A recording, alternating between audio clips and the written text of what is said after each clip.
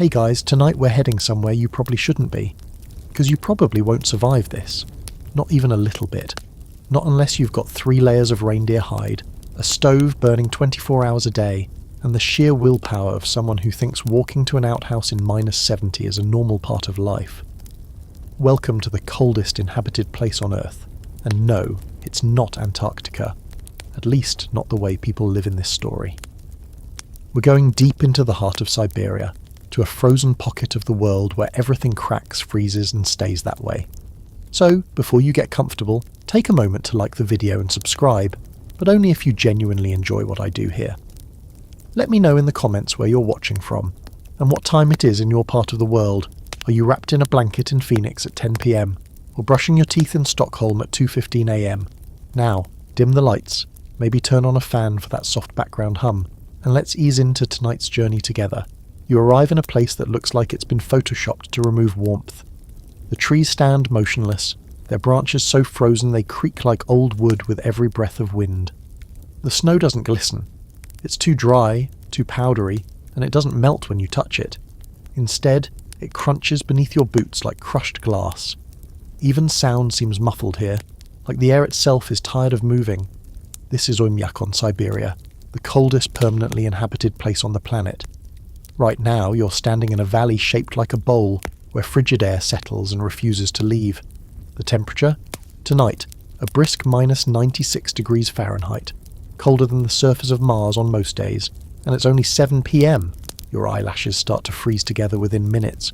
Your breath comes out in thick plumes that instantly crystallize into a delicate mist. Even the inside of your nose starts to crunch a little when you breathe in too fast. And that smartphone in your pocket, completely useless. The battery gave up somewhere between welcome to and you trying to take a selfie. Electronics hate this kind of cold. Ink freezes, plastic shatters, and your hands, well, you might want to keep those buried in your mittens unless you enjoy watching your fingers turn white in real time. This isn't just a cold night, it's the cold night.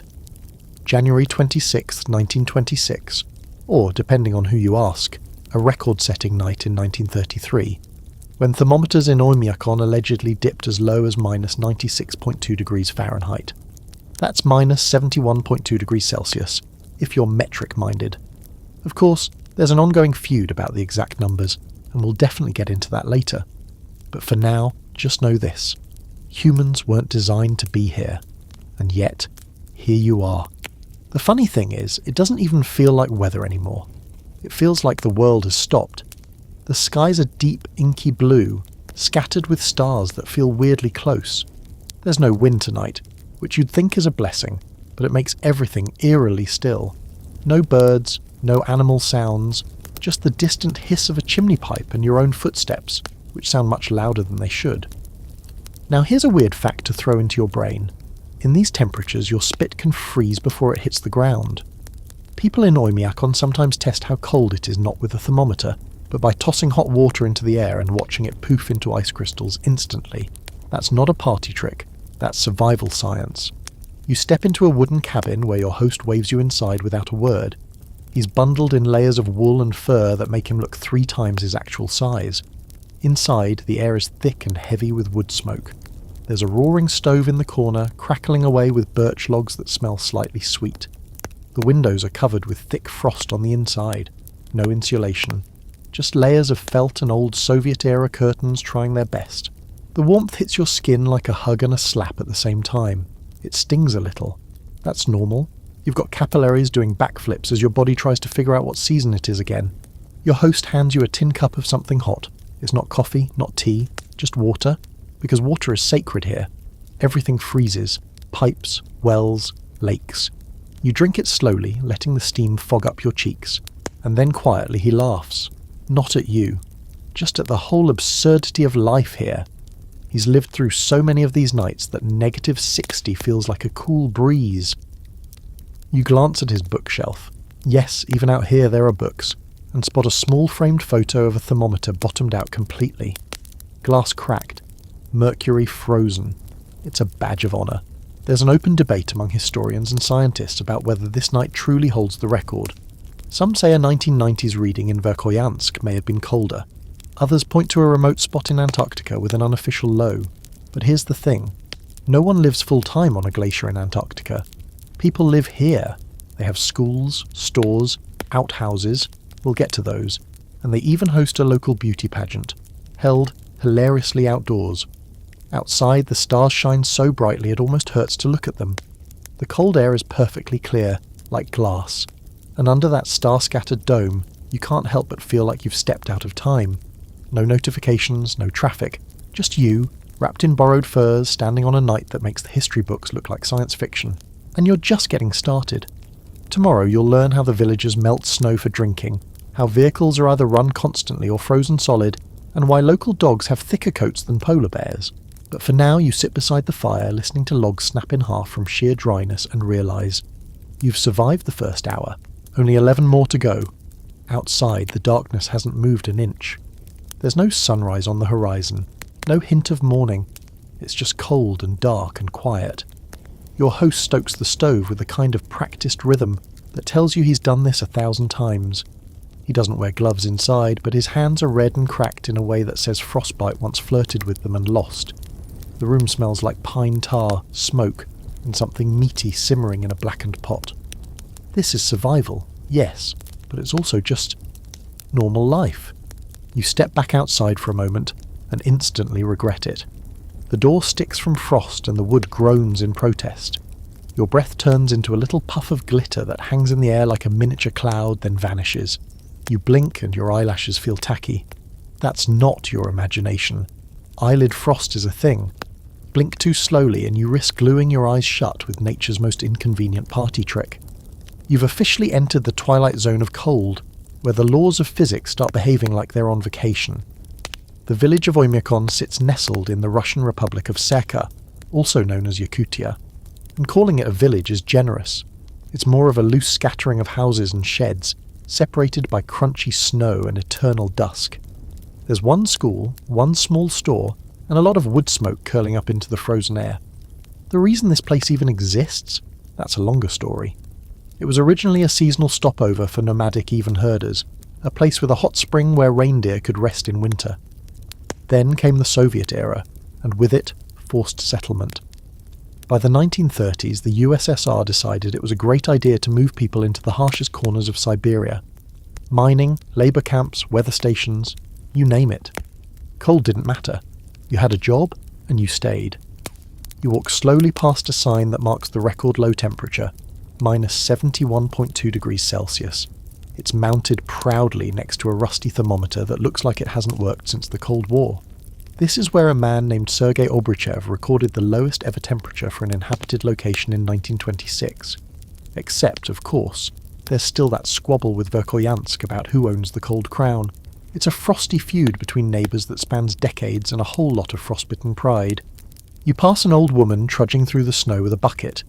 Her scarf is wrapped tightly around her head, and only her eyes are visible, squinting out like a frostbitten babushka ninja. She gives you a look that says, tourist, then nods once and disappears into a curtain of mist that used to be air. That bucket she's carrying? It's not full of water, it's empty. She's heading to the frozen river to chip off chunks of ice to melt later. Because fun fact, the pipes in Oymyakon, they're pretty much decorative in winter. Underground plumbing doesn't survive in permafrost. Water has to be hauled or melted from snow, stored in big barrels near the stove and rationed like gold. You follow the same trail toward the Indigirka River, except river is misleading right now. It's solid. You could land a plane on it if you wanted. The locals do, actually, sometimes, when they need a makeshift runway. The air here is even colder, if that's possible. Your scarf freezes in place across your mouth. Your knees feel stiff. It's the kind of cold that makes you question whether your bones are still inside your body. You're just a meat popsicle with a pulse. And yet, people live. Kids go to school here. There's a diesel generator keeping the lights on.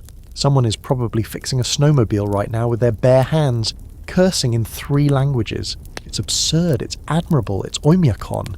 A local guy, maybe 20-something, offers to show you his truck. You follow him behind a barn-like structure where his UAZ van, a chunky Soviet beast built like a toaster, has been idling all night. Why? Because if it turns off, it may never start again. Batteries die in minutes. Oil thickens to the texture of molasses. Even the gas can freeze if you're not careful. So the rule here is simple. Keep it running. Always. He grins and slaps the hood like it's a faithful dog. It makes a weird metallic clunk, like the engine is trying to scream from inside a block of ice. You notice the tyres look a little squished. That's not your imagination either. Rubber becomes rock hard in this temperature. Driving feels like riding on cinder blocks, and steering requires the strength of a small bear. Still, the engine hums, purring like a frozen kitten. The man explains, via lots of hand gestures and some broken English, that he uses a blowtorch on the fuel lines every morning. You nod like this is normal, like you use a blowtorch on your Prius at home when it gets a little chilly. Later, back inside the cabin, you finally ask the question that's been floating around in your mostly frozen brain. How do people survive this every year? Your host shrugs. Then he gestures to his coat, his stove, and his dinner. That's the secret. Layers, heat, calories. Repeat. It's not about beating the cold. It's about outlasting it. Dinner is a mystery meat stew that smells better than anything has a right to in this temperature. It's mostly reindeer, maybe some boiled fish, definitely some fat. Lots of fat. Your body needs it here. Calories are currency, and fat is your internal insulation. You eat slowly, hands cradling the hot bowl like it's life itself. Here's your historical fact for the night. Oymyakon School only closes when the temperature drops below minus 61 degrees Fahrenheit, minus 52 degrees Celsius for younger children, and below minus 63 degrees Fahrenheit, minus 53 degrees Celsius for older ones. That's right. Anything warmer than that, and you're going to class, no excuses. And now your quirky fact. Locals sometimes dry their laundry outside on a clothesline, where it freezes into stiff, ghostly shapes. Once frozen, they just smack the clothes and the frost falls right off. It's laundry and therapy in one violent swing. But here's a scholarly curiosity to chew on. Some climatologists argue that Oymyakon's location in a deep sheltered valley may not have actually recorded the lowest possible global temperature. There may be unmeasured colder spots, especially in Antarctica's dry valleys or on the Greenland ice sheet. But none of those places have a cafe serving hot deer soup, so they don't count. You curl up under thick, scratchy blankets, your cheeks still pink from the cold. The stove creaks. The wind outside has picked up just slightly, making the eaves whisper like old ghosts. Your toes are warm, for now. And somehow, in a place where nothing should survive, you're still breathing. Welcome to the coldest inhabited place on Earth. Sleep tight. You wake up to darkness. Not darkness like nighttime in the city, where there's always a street lamp or glowing billboard. This is full, crushing, middle-of-nowhere darkness, like the sky has swallowed the sun whole and refused to spit it back out. The only light is from the dying embers of the stove, still glowing faintly orange behind its iron door. Your breath fogs the air in thin curls, even inside the cabin. You roll over and hear a quiet crunch. Ice forming on your blanket. Cozy. You don't have a phone to check the time. You don't even have a clock. Time is more of a suggestion here. Just a gentle nudge from nature that says, hey, the chickens are clucking, or your eyelashes are freezing again. You sit up slowly, feeling the stiffness in your joints, like your body's been vacuum sealed in cold. The wooden walls of the cabin have frosted from the inside, and your boots, left a little too close to the door, are now rock solid. Good luck with that. As you layer up again, thermal underwear, wool socks, fur-lined pants, thick mittens, one scarf for your neck, and another just for your nose, you can't help but wonder, why did people ever settle here? Who looked at this frozen abyss and said, yes, this seems like a good spot to raise a family? Turns out, like so many things in history, it starts with someone being forced to. Before permanent settlement, the area around Oymyakon was mainly used seasonally by the Even people, nomadic reindeer herders who were smart enough to move away when winter really set in. They'd camp near the local hot springs, using the relatively warm ground to graze their animals and rest. The name Oymyakon itself likely comes from a word that means non-freezing water, which is hilarious now considering what it's known for. But during the Stalinist era of the 1930s, the Soviet Union had other plans. In the grand tradition of making everything harder than it needed to be, the USSR began encouraging, or, let's be real, forcing settlement into remote Siberia. Some people came here by choice, lured by state programs offering land and jobs. Others, not so much. Political prisoners, exiles, gulag labourers. They were sent where no one else wanted to go. The idea was simple: develop every inch of the motherland no matter how frozen it was. Mining towns popped up, roadwork projects began, weather outposts were established to monitor conditions in this icy void. The region became part of the Soviet machine, complete with infrastructure, collective farms, and schools that taught Lenin before they taught how to build a fire. Oymyakon was no longer just a seasonal stop. It became a year-round community, whether people liked it or not. You step outside into the starlit nothingness, your boots finally softened by heat and effort. The snow under your feet is so dry it doesn't pack, it just slips and crunches like sugar under pressure. Every breath hurts, but in a weird way it's refreshing, like your lungs are being rinsed with ice water. The air here feels ancient, untouched. It smells faintly of smoke and pine and something metallic, like the earth itself is exhaling. You make your way toward the edge of the village, where a few older cabins sit half-sunk in snowdrifts, their roofs bowed under the weight. One has collapsed entirely, another is propped up with logs, held together more by hope than architecture. These are the remnants of the original settlement, shacks and huts built by people who didn't come here by choice. It's eerily quiet. No wind, just the soft hiss of ice shifting under your boots. A plaque nailed to one wall tells you this house belonged to a weather station worker back in the 1940s. One of the men who braved this frost to gather temperature readings with old-school instruments. No satellites. No automated sensors.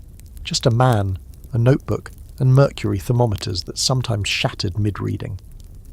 That's how the coldest temperatures on Earth were once recorded, by guys standing in negative 90 degrees Fahrenheit cold, scribbling notes while their eyebrows froze into white bristles. Here's your historical tidbit. During the height of the Gulag system, tens of thousands of prisoners were sent to work in areas like Yakutia. Many didn't survive, but those who did sometimes stayed, married locals, raised children, and became part of this frozen legacy. So while Oymyakon may seem like a village built by choice, its roots are tangled in barbed wire and exile. As for your quirky fact, this one's strange. Some old-timers in the area claim they can smell when the temperature drops below minus 60 degrees Fahrenheit. They describe it as a dry metallic bite to the nose, like the air itself is warning you. Scientists shrug at this and say there's no data to back it up, but anyone who's lived here long enough swears it's real. Just one of those weird superpowers cold gifts you when it doesn't kill you first. And that brings us to one of the few things still debated in scholarly circles: why people voluntarily stayed once the Soviet pressure disappeared. After the USSR collapsed, many Siberian towns emptied out. Life got harder, supplies grew scarce, but Oymyakon, it held on. Some left, sure, but a surprising number didn't. Why? Some say it's pride. Surviving where few can is a badge of honour. Others blame stubbornness, or the fact that starting over somewhere else costs more than staying put. But many locals point to something less tangible, a connection to the land that defies reason. A deep-rooted sense that this place, cold and cruel as it is, belongs to them, and they to it. You pass a young girl playing in the snow. Her cheeks are red, her breath forming little puffs as she sings to herself in a language you don't understand. She's not wearing gloves. Her coat is handmade. She gives you a sideways glance, curious but unfazed. To her, this isn't the coldest place on Earth. It's just home. Back at the cabin, you huddle near the stove again, grateful for the groan of firewood and the sharp smell of burning resin. You sip something warm that tastes vaguely of honey and fermented berries. You try not to think about the outhouse. That'll be tomorrow's horror. For now, you're learning that the cold here doesn't just test your body, it tests your story, why you came, what you think you need, who you think you are, and whether you're really the kind of person who can make it through the night. Spoiler alert, you're going to try. The cabin smells like smoke, sweat, and soup, and it's oddly comforting. You've started to recognize the rhythm of life here. Every movement is calculated. Every trip outside is a mission. There's no such thing as just stepping out for something. You gear up like you're launching into space, and when you come back, your face feels like it's been sandblasted with ice. So yeah, even just using the bathroom requires emotional preparation. This morning, if you can call it that, since the sun is still nowhere in sight, you're getting a lesson in cold survival basics. Not from a military guidebook or a Discovery Channel documentary, but from a grandmother in 3 layers of wool and a stare that could freeze water faster than the weather. She doesn't say much, just gestures. You follow. First, the coat.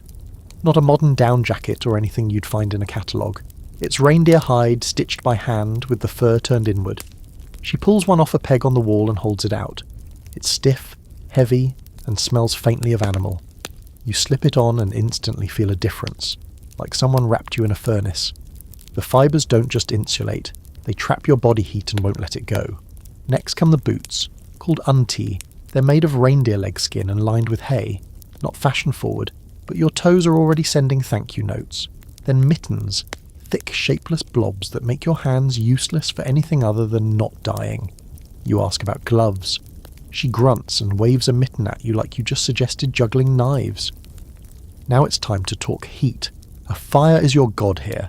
You must tend it, feed it, never trust it to keep going on its own. Your host shows you the stash of firewood, carefully dried pine and birch logs stacked like a precious resource. Because they are.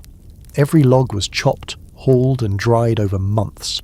Wet wood, worthless. Frozen wood, worse.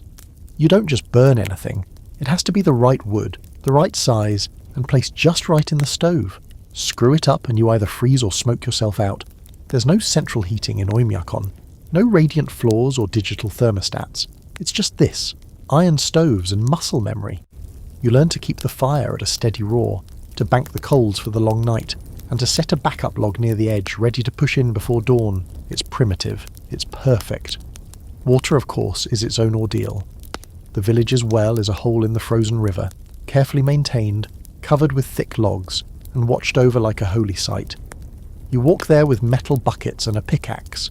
The locals take turns chipping through the crust of ice that reforms daily, like a scab on the world.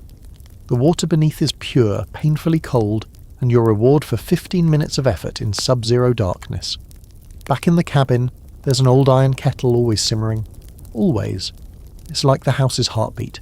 It provides hot drinks, soup base, and warmth for thawing, frozen hands. You start to realise that nothing here is casual. Every comfort is earned. Every luxury, like a second helping of broth, is the result of 100 tiny victories over the cold. Now for your historical dose.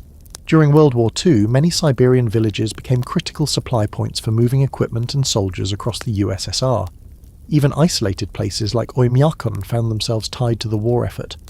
Some say the extreme cold toughened people so thoroughly that when they were sent west to fight, the winter felt like nothing. And here's your quirky fact of the day. In Oymyakon, they don't bury the dead in winter. They can't. The ground is frozen solid, down to depths of 6 feet or more. So when someone passes away during the coldest months, the body is stored in a makeshift ice vault or shed until the spring thaw. It's practical, a little creepy, and very, very Siberian. But there's a debate that floats around this place, and it usually surfaces around a fire when people have had a bit of vodka.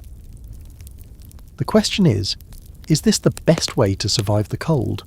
Modern gear is available, synthetic fabrics, portable heaters, but the elders scoff. They say their coats, their tools, their routines, they work because they were made for this. Handmade fur boots don't freeze like synthetic soles. A fire doesn't break down like a battery-powered blanket. There's tension between tradition and modernity here. Some young people wear snowmobile suits and use fuel-based heaters in their trucks. Others stick to what their grandparents taught them, and when winter gets mean, and it always does, it's usually the old ways that still work. You step outside again, this time dressed like a tundra warrior, and it feels different. Not exactly warm, but not like you're about to die, which is progress. The snow squeaks under your boots, a sound so dry and crisp it's like stepping on styrofoam. Your breath still fogs your scarf, but it doesn't freeze through as fast. You walk past a neighbour chopping wood, the axe blade glinting under a hanging light bulb powered by the village generator. He waves. His moustache is white with frost, but his eyes are bright. He's not just surviving, he's living. You nod back, trying to look less like a slightly frozen idiot. And then, as if on cue, a local kid zips past on a sled pulled by a mangy-looking dog with fur so thick it's practically armour. The dog gives you a side eye. The kid laughs and shouts something that sounds suspiciously like slowpoke in Russian. You'll allow it. Inside again, the fire crackles, your fingers tingle, and the soup bubbles with the comforting smell of something salty and fatty. You finally understand survival isn't about brute strength here. It's about rhythm, habit, layered wool and simple tools, and a deep respect for coal that never blinks. Somewhere in the dead of night, if you can even call it that when the sun hasn't made an appearance in days, the air outside takes a strange, sharper edge. You feel it before you know it. The walls of the cabin creak like they're bracing for something. The stove, despite being fed just an hour ago, suddenly doesn't feel like it's keeping up. The chill that seeps in is quieter, hungrier. This is no ordinary cold. Your host notices it too. He says a single word, low and almost respectful, moroz. Not just cold. This word carries a heavier meaning here. Deep freeze, the big frost, that creeping monster of a temperature drop that comes a few times each winter and resets everything. People say it feels like the atmosphere folds in on itself. Time doesn't pass. It pauses. And you're about to experience what locals call the night the thermometer broke. At some point during this infamous cold snap, depending on who's telling the story, it got so cold the official outdoor thermometer cracked. Not like it shattered into pieces or exploded dramatically. No, it just stopped registering. The mercury inside, or sometimes alcohol, used because it freezes at a lower point, had reached the end of its measurable line. The glass cylinder, brittle from exposure, developed a crack down the side. Useless. And that's when people realised the thermometer hadn't broken. The air had. There's something unnerving about a temperature so low it escapes instruments. Weather station logs from the 1930s record a night in Oymyakon when the reading dropped below minus 71 degrees Celsius, or minus 96 degrees Fahrenheit. Some argue it dipped even lower, possibly down to minus 72 or minus 73 degrees Celsius, but the equipment simply couldn't keep up.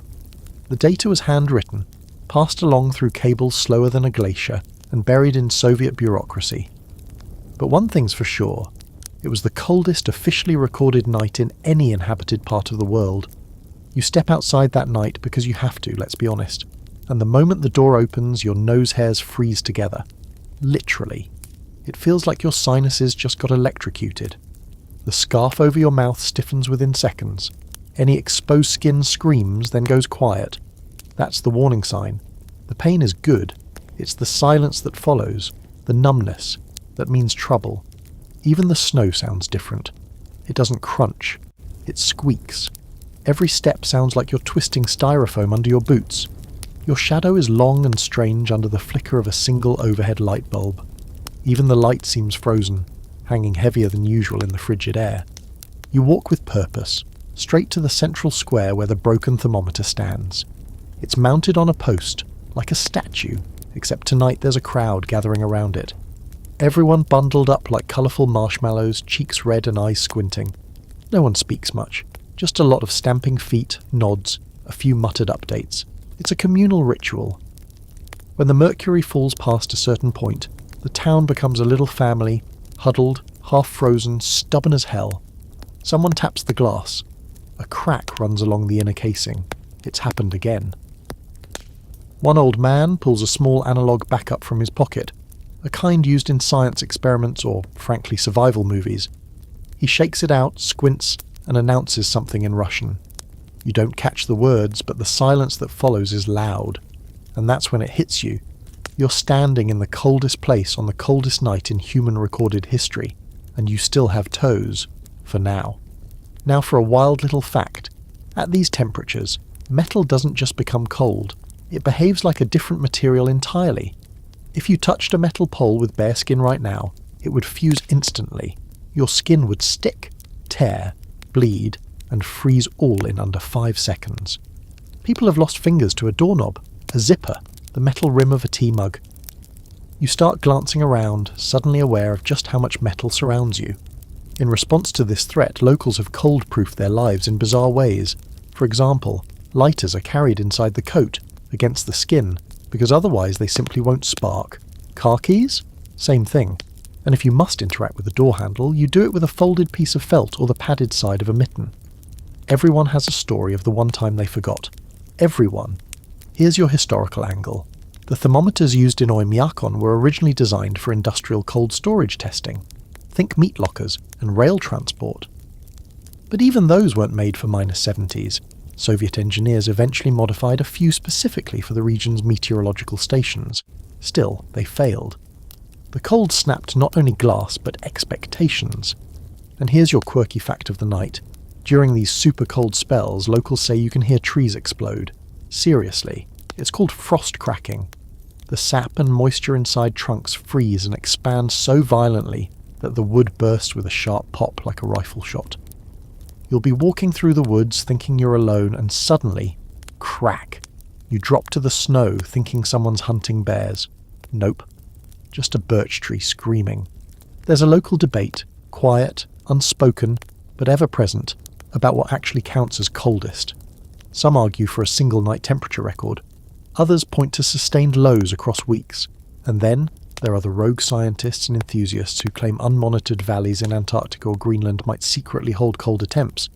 But no one lives in those places. Here, there are dogs, kids, stores, taxis. It's the coldest inhabited place, and that's a very different kind of bragging right. Back inside, you thaw slowly. It's not like flipping a switch. Your skin tingles, prickles, then itches like it's being chewed on by invisible insects. That's circulation returning. Good sign. Also deeply unpleasant. You wrap yourself in a quilt so thick it might have once been a yurt and sip tea made from melted river ice and something vaguely herbal. Outside, the temperature has bottomed out. The stars hang over the village like cold lanterns, the fire crackles, and someone across the room mutters something in Russian you don't catch, but you feel it. A sigh of respect, maybe fear, maybe awe. You survived the night the thermometer broke. Not bad for a tourist. By now your body has learned a new language. It speaks in layers: wool, hide, cotton, fur. Your face knows the instinctive twitch of warning when the air gets just a little too quiet. Your fingertips flinch near anything metal. And your breath. It's no longer invisible.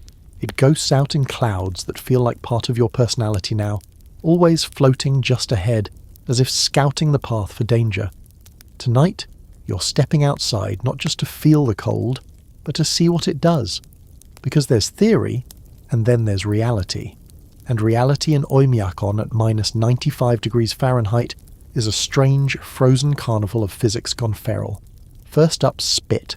Sounds gross, but here it's basically a scientific experiment. The classic spit test is simple. You lean over, give a quick spit onto the ground, and watch. In warmer places, it might just pool or vanish. Here, it clicks, literally. Your spit hits the ground as a solid, not a puddle, not a drizzle, a tiny glass-like pellet that bounces once and rolls away. You stare at it. It stares back.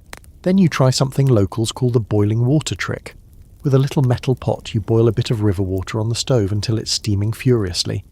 Then, with the gleeful look of a 5-year-old about to break something, your host throws the contents into the air. For a second, it looks like chaos. Droplets, steam, motion, and then, poof. The water vanishes. It transforms mid-air into a powdery white cloud of snow and mist. Nothing hits the ground. It doesn't have time. The atmosphere just rips the heat out of it, molecule by molecule, before gravity even remembers to act. You've seen this in videos, sure, but in person, it feels like magic, or a warning. Then there's metal. The door to the storage shed has a metal latch, and your host, clearly amused by your wide-eyed fascination with the air's hostility, tells you to give it a try, without gloves. You hesitate. He shrugs. You tap it lightly with one knuckle and... nope. Immediate regret. It clings to your skin like it's in love with pain. You pull back fast and hear the tiniest rip, like peeling tape off your arm. Your knuckle stings.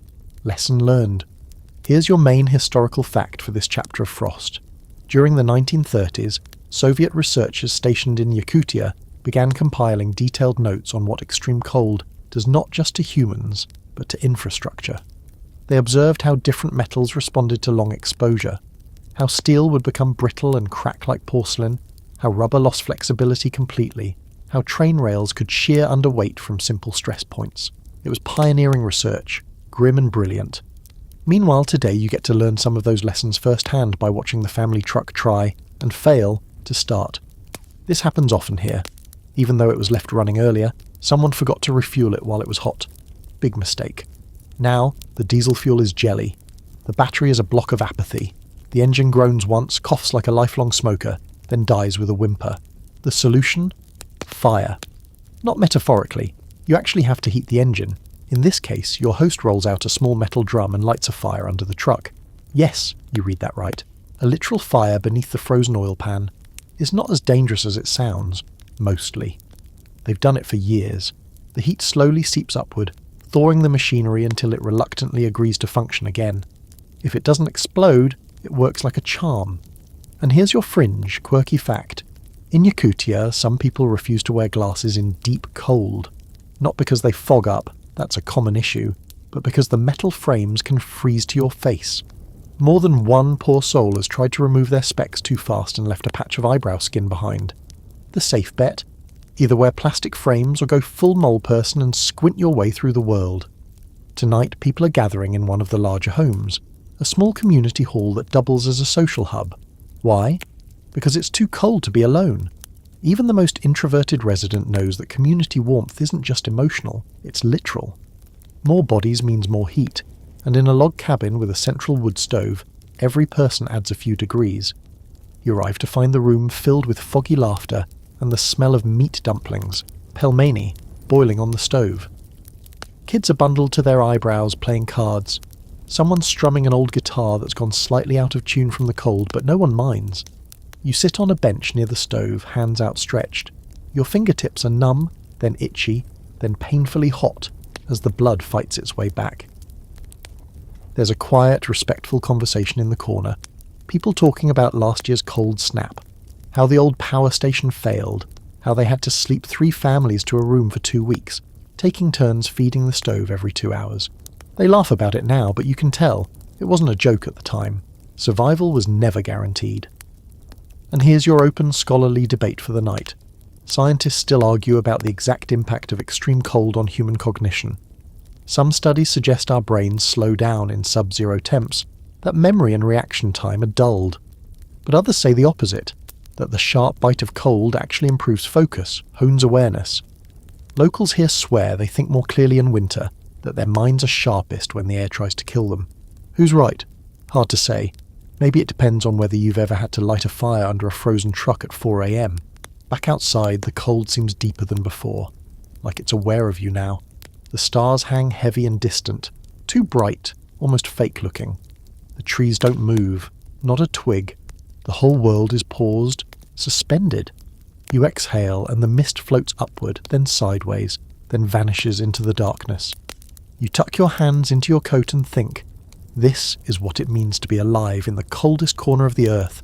Everything is slower, harder, but sharper too, more real, and so, once again, you survive another walk through a world not meant for people, one frozen step at a time. By now, you've become half frosted and half indoctrinated. You no longer question things like why it takes 10 minutes to put on socks, or why every doorway has 5 layers of cloth hanging over it like a medieval gauntlet.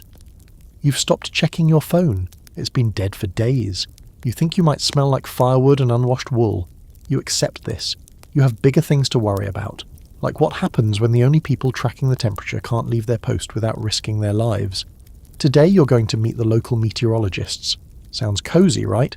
Maybe in some parts of the world, but here, being a weather observer is basically being a glorified ice hermit with a PhD in not dying. The weather station sits on the edge of the village, a squat building wrapped in sheet metal and snowdrifts, with an ancient-looking antenna and a half-buried wooden fence. Getting there means walking across open land, where the wind hasn't forgotten how to scream. Your host leads you with the kind of pace that suggests urgency, but not panic. One foot in front of the other. Don't stop. Don't adjust your scarf. Don't think about how your breath just froze into little crystals on your collarbone.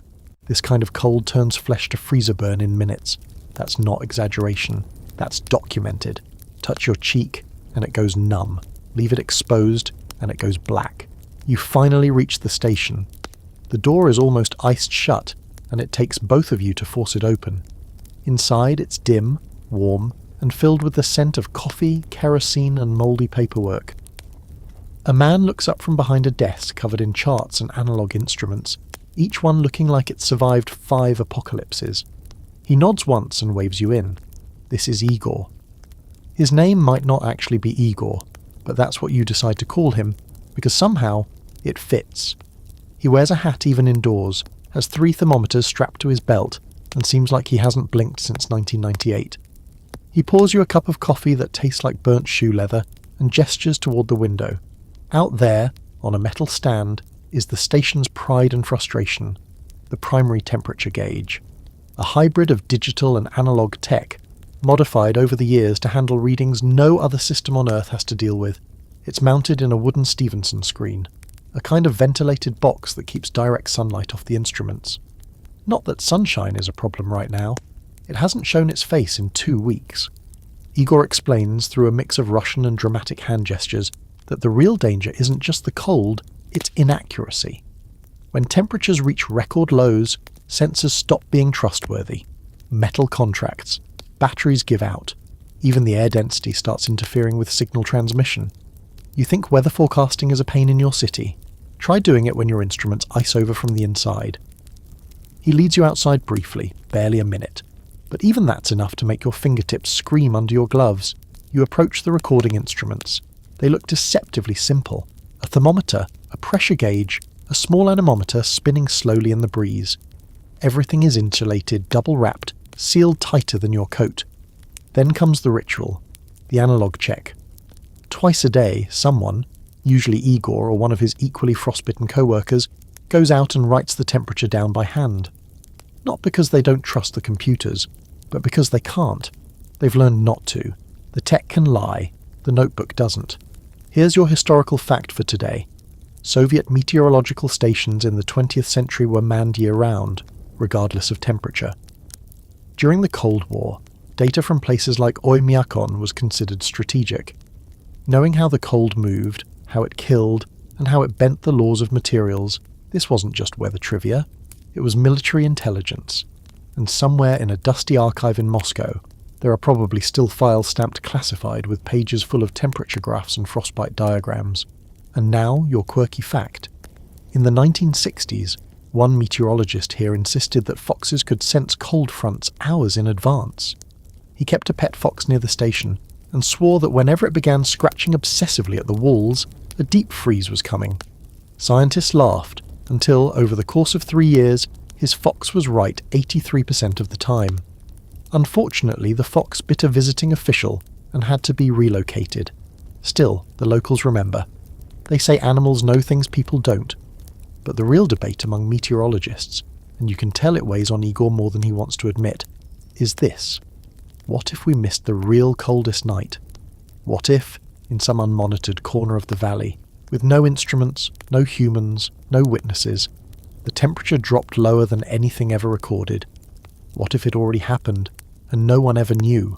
It's the ghost of weather, an unprovable record. The idea haunts these researchers more than the frostbite. Some even argue it's likely that on some cloudless, windless, perfect night in some ravine, only known to elk and reindeer, the Earth exhaled a chill even colder than minus 71.2 degrees Celsius. But we can't prove it. We weren't there. The instruments failed. Again. Back inside the station, Igor scribbles today's reading on the wall calendar. The number doesn't shock anyone anymore. It's just another day in the minus 60s. The coffee is reheated, the kerosene lamp flickers, and someone starts playing a cassette tape of old Soviet pop songs in the background, like a weird lullaby from another time. You glance at the walls, covered in maps, data charts, and doodles. One shows a cartoon snowflake holding a sign that reads, "We're still colder than your ex." The humour helps. Barely. You step outside again to leave, and for the first time, you swear the wind sounds like a whisper. Not quite a voice, but close. Maybe it's just your scarf rustling. Maybe it's something else. The cold has a personality here, a rhythm, a set of eyes maybe. You trudge back through the snow, boots heavy, air biting. You've been shown the cold's nerve centre, where the numbers are born, and for a place that's supposedly emotionless, just data and degrees, it somehow feels more personal than ever, as if the cold itself wants to be remembered. Well, it is. At some point, even your bones feel tired. Not just from the cold, though that plays its part, but from the sheer weight of existence in a place that requires you to earn every moment. This morning the stove needed feeding again at 3 a.m. The fire had died just enough for the chill to creep in under the doorframe, and start frosting the edge of your pillow. You didn't scream or panic. You just rolled out of bed like a grumbling seal, jammed your hands into your mittens and tossed 2 logs into the iron belly of the stove like it owed you money. You're adapting, or going numb. At this point, there's barely a difference. But as the day crawls forward, something goes wrong. It starts small. A strange metallic knock from the corner of the cabin, then a loud crack, like someone fired a rifle in the kitchen. You sit up straight, heart thudding, only to see a thin trickle of water inching across the floor. But it's not water for long. It freezes in front of your eyes, forming a thin glassy sheet just under the edge of the table. The pipes have burst. Your host appears in the doorway with a face that says, "Ah, here we go again. No panic, just quiet annoyance." You follow him outside where a spider web of plastic and metal piping is hidden beneath a makeshift layer of insulation. Blankets, burlap sacks, straw, and a generous dose of wishful thinking. Somewhere along the line, a section snapped, probably at a weak joint. The ice inside expanded and split the pipe like it was made of sugar. That's what happens when even your plumbing starts shivering. In most places, this would be a disaster. Here, it's Tuesday. Water has always been one of the biggest threats in Oymyakon. Not because there's not enough of it, but because keeping it liquid is a daily war. Pipe systems don't work well in permafrost. The ground is permanently frozen, down to hundreds of meters. That means no burying pipes for insulation, no fancy underground water mains, and definitely no emergency repair crews coming out in trucks with flashing lights. If your water system breaks, you fix it, or you go back to the old ways, and the old ways are already kicking in. Step 1. Find snow. Not just any snow either. The dry windswept powder that covers most of the village is too light, too airy. You need compact snow, dense stuff, preferably from a drift that's been sitting a while. It contains less air, more moisture. You shovel it into metal buckets, which clink and rattle like you're scooping gravel. Each bucket takes 15, maybe 20 minutes to collect if you want good quality. Then back to the stove. You melt the snow in batches. The first melt always smells a little strange. Smoky, maybe even a hint of pine, depending on where you collected it. The water turns grey, you filter it through cloth, heat it again, boil it, and then finally you have a few usable litres. Congratulations, you now have enough for a pot of tea and a toothbrush rinse. Only 15 more buckets to go if you want a bath. Here's a fun historical truth to add some flavour. Until the late 1980s, many Siberian homes didn't even try to have running water during winter. Instead, water was collected in ledyanaya, or ice cellars, blocks of ice carved from rivers and stored in shaded sheds.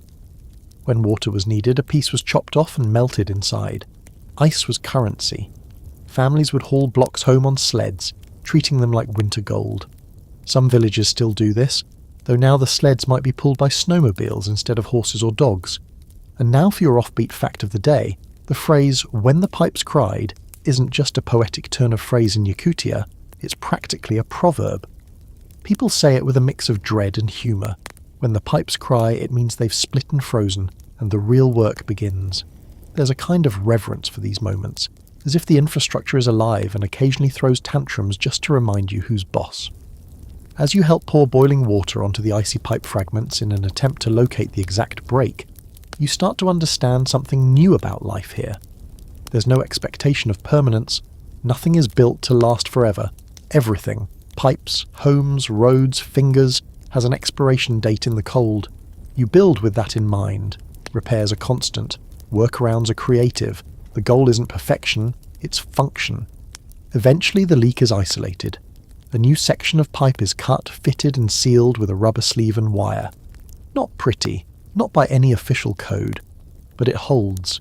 You all give a collective nod of approval that feels suspiciously like pride.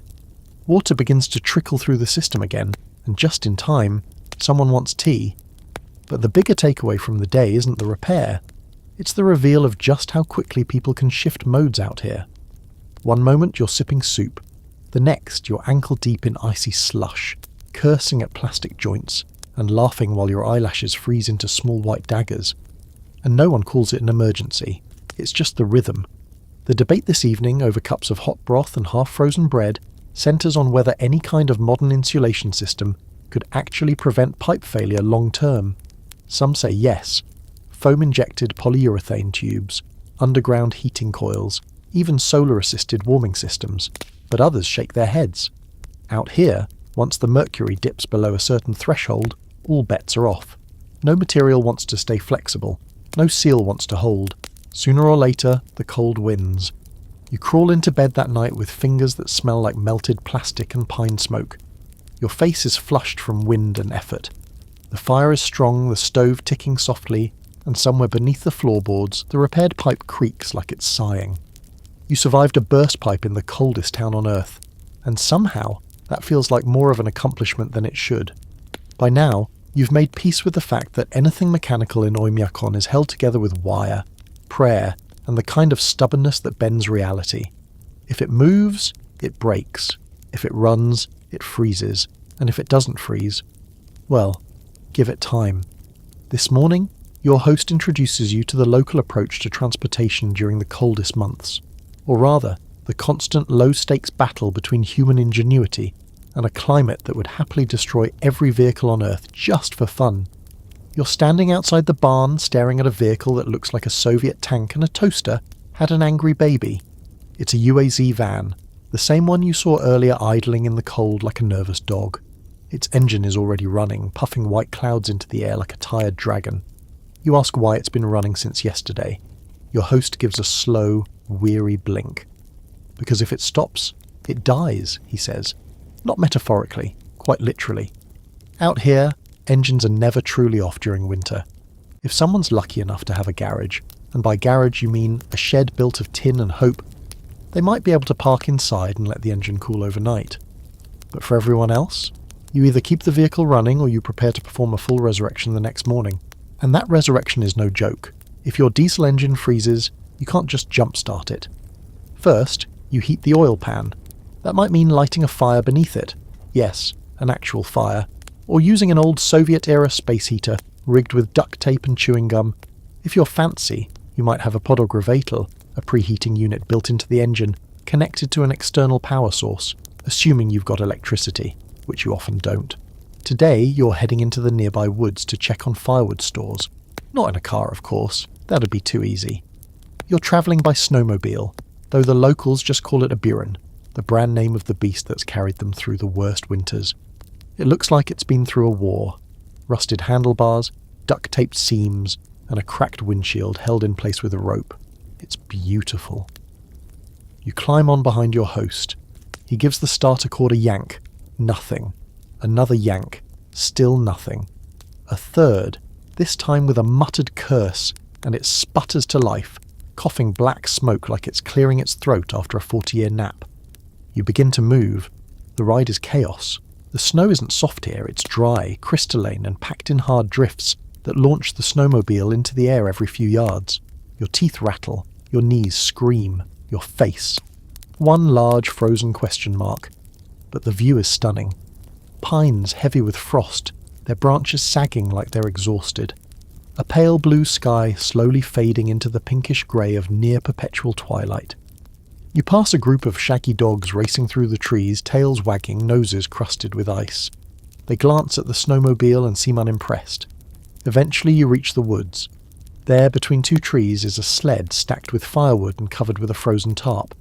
Your host hops off, stomps his boots, and starts checking the load. He does this every week. It's easier to store the wood near the trees where it was chopped and bring it back in batches. Less to haul, less to burn. Every log is precious. And here comes your historical bite. During the Soviet expansion into Siberia, the winter transportation system relied heavily on reindeer sleds and dog teams. In fact, long before engines ever showed up, Evenki herders had mapped vast distances using nothing but sleighs, stars, and snow-hardened instincts. For centuries, they traversed frozen rivers, scaled icy ridges, and even crossed into what is now Alaska. They didn't just survive the cold, they mastered its highways. In many rural places like Oymyakon, those skills are still alive.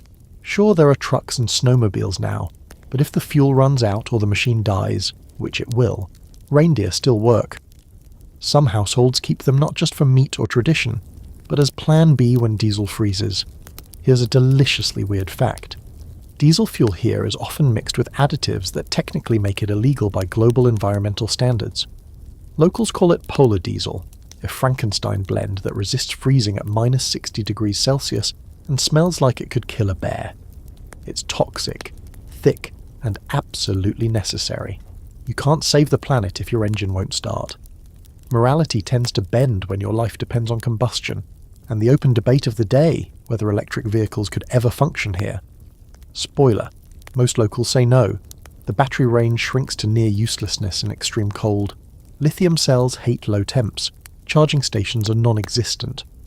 But some engineers argue that with new battery chemistries and insulated heating systems, EVs might someday roll across the permafrost. For now, though, that's science fiction. The only electric vehicle that works in Oymyakon is a sled with a particularly stubborn dog named Battery.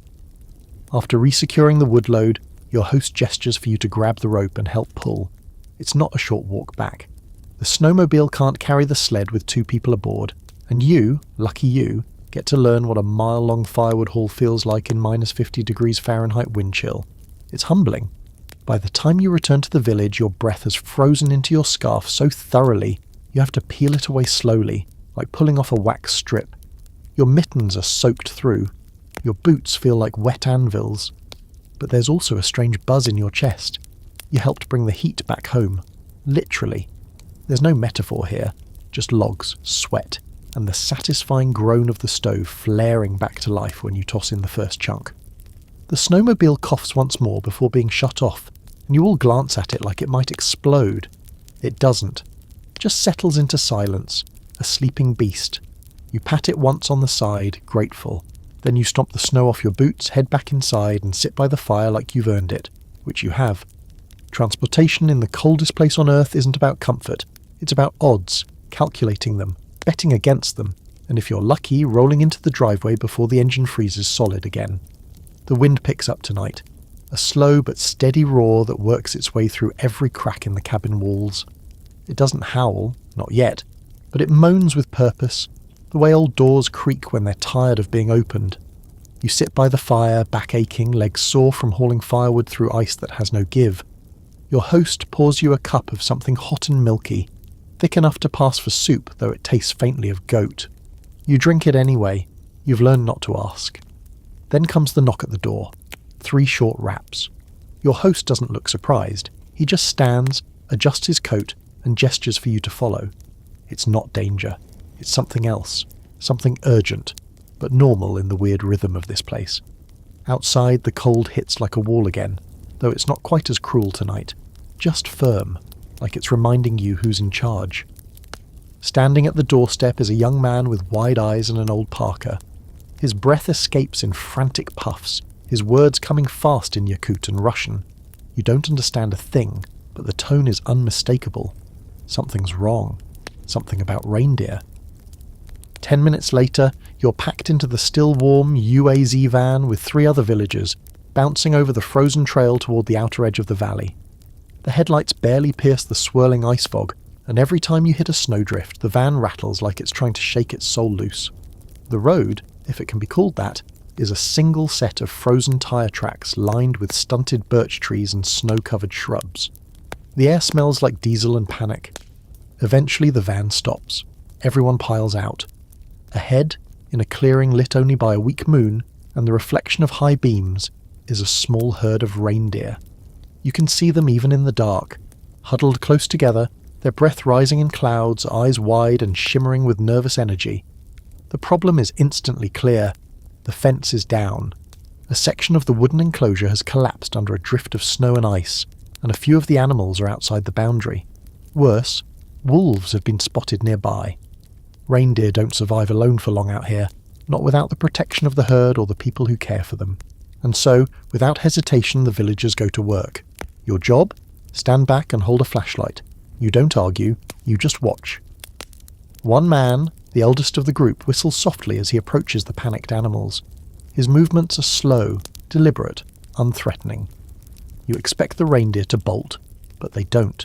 They know him, or maybe they just know his voice. Either way, a small female nudges her way back toward the pen. The others follow in hesitant steps. Meanwhile, 2 others begin lifting the broken section of the fence with gloved hands, muscles straining as the ice fights back. One of them pulls a coil of wire from his coat and begins tying the beams together with the efficiency of someone who's done this 1,000 times. The fence won't be perfect tonight, but it will hold, long enough to keep the wolves out. Hopefully.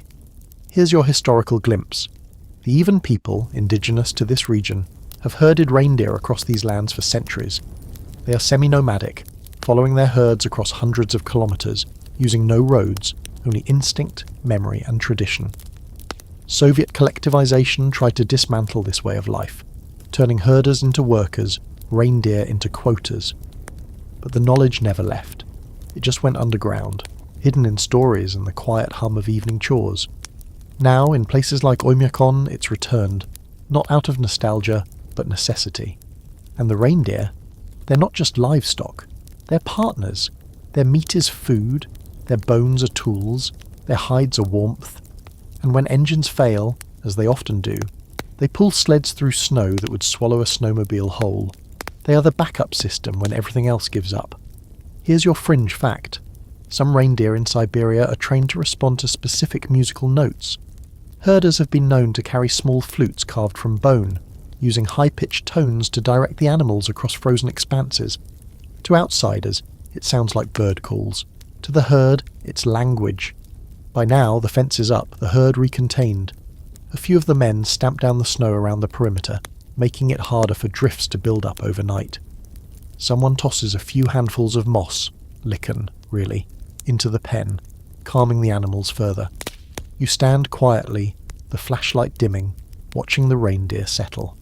But this moment has weight. You feel it in your chest. If this had happened on a colder night, or if the wolves had been closer, or if the men hadn't reacted as fast, this could have ended differently. And that's always the background hum here. Cold doesn't kill dramatically. It just waits for you to miss something.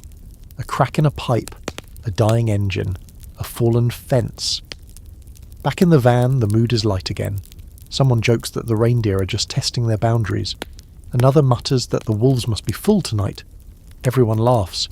Not because it's funny, but because it's over. For now.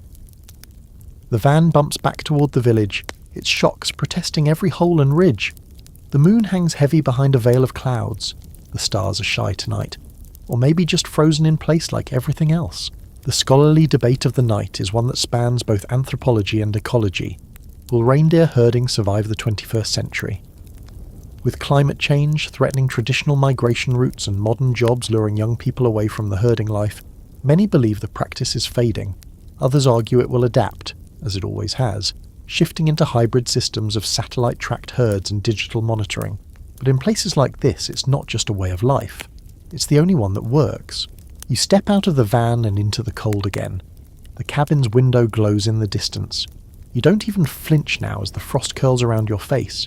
You've spent the night helping save a herd of animals that, in their own quiet way, help save this place. Inside, you strip off your boots, peel the ice from your scarf and slump down by the stove. The fire pops gently. You think you hear a reindeer grunt in the distance. Maybe it's your imagination. Maybe not. Either way, the fence is up, the wolves are far enough, and the night is one small victory colder than it was before. You don't dream much out here, not because you're not sleeping. When the stove's going strong and your toes are still attached, you sleep like the dead. But your dreams are muted, quiet, like they're saving energy. Even your subconscious knows the cold doesn't take kindly to nonsense. Still, this morning you wake with something lingering. A vague memory of firelight and shadows on rock. You can't quite place it.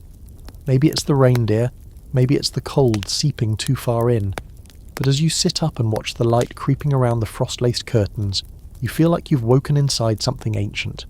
Today you're going backward. Way backward. Your host tells you about a place not far from the village. Well, not far by local standards, which means an hour on a snowmobile and a half-day hike. But a place worth visiting if you want to understand just how long people have been wrestling with the cold. He calls it the Cave, though that's not its name. It doesn't really have one. It's just part of the hillside, part of the landscape, a quiet scar on the face of a frozen mountain. You pack light, just water, dry meat, a headlamp, and the feeling that you might be walking into a museum no one knows about. The wind is still, which is rare. The air feels heavy, dense, like it's waiting for you to make a move. You ride the snowmobile as far as it'll take you, then walk. The snow is knee-deep, powdery but cold enough to make every step a decision. Your breath feels sharp, your limbs ache. The tree's thin, the land tilts upward, and eventually you find it. A crack in the rock, just wide enough to crawl through.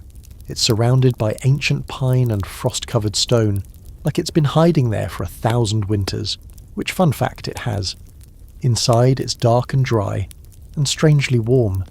The cave is shallow at first, then curves sharply downward, revealing a chamber carved not just by nature, but by time and fire.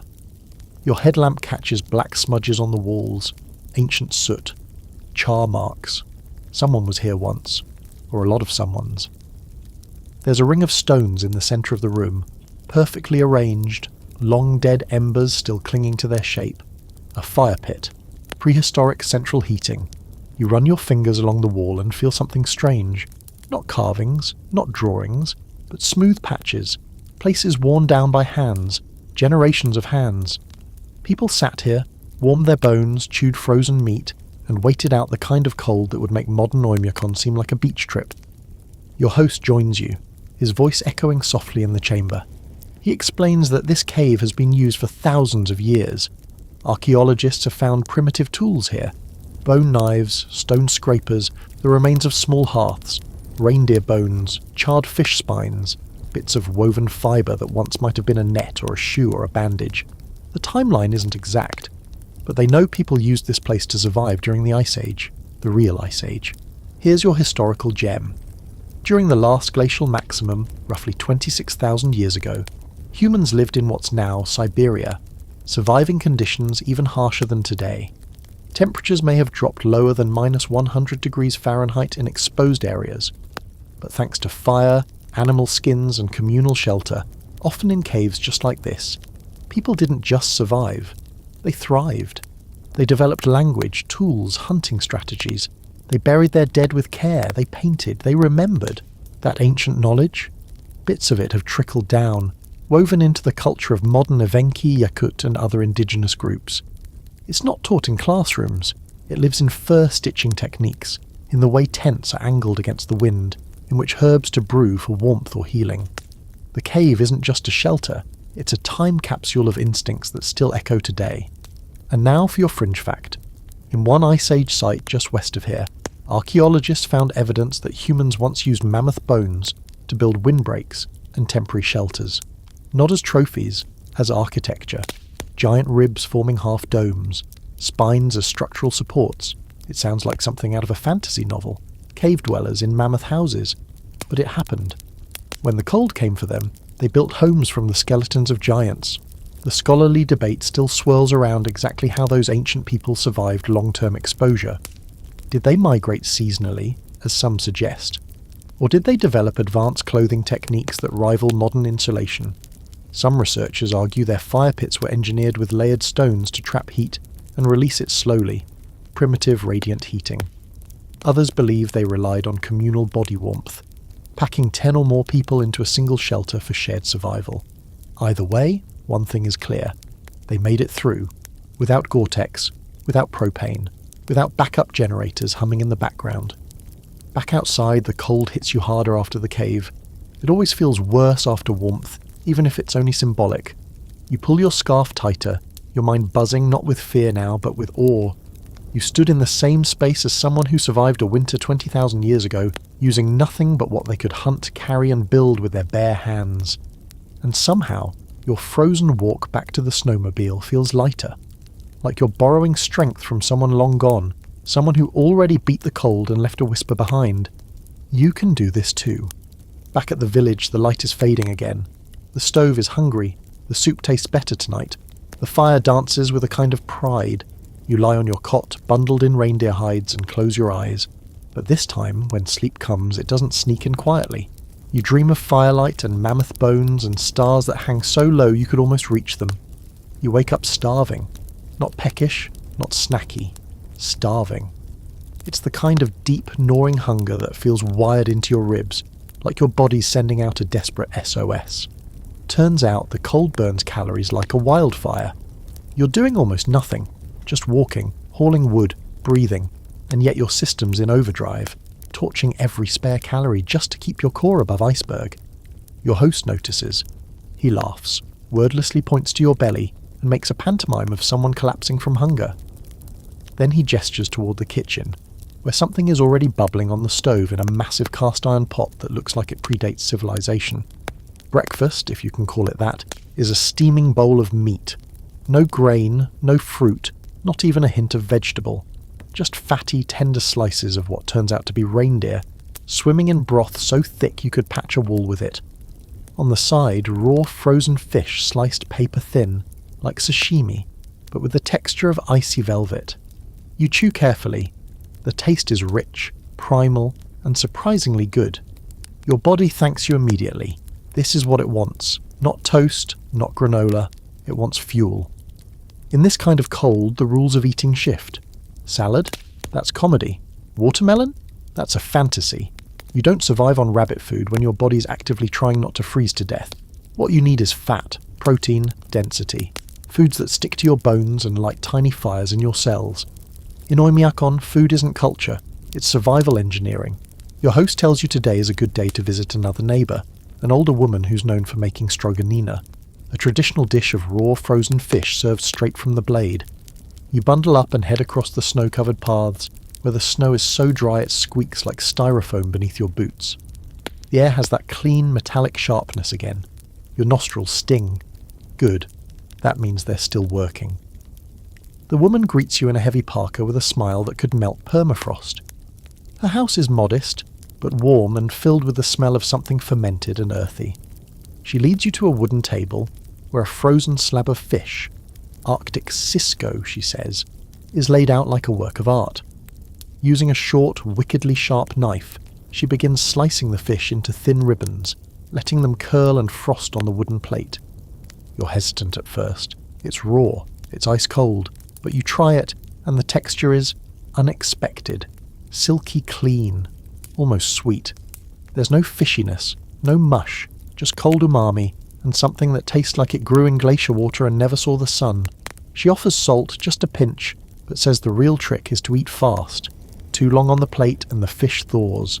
And thawed fish, that's just mush. She brings out another specialty, cubes of raw horse liver, not cooked, not warmed, just sliced thin, like cold jelly.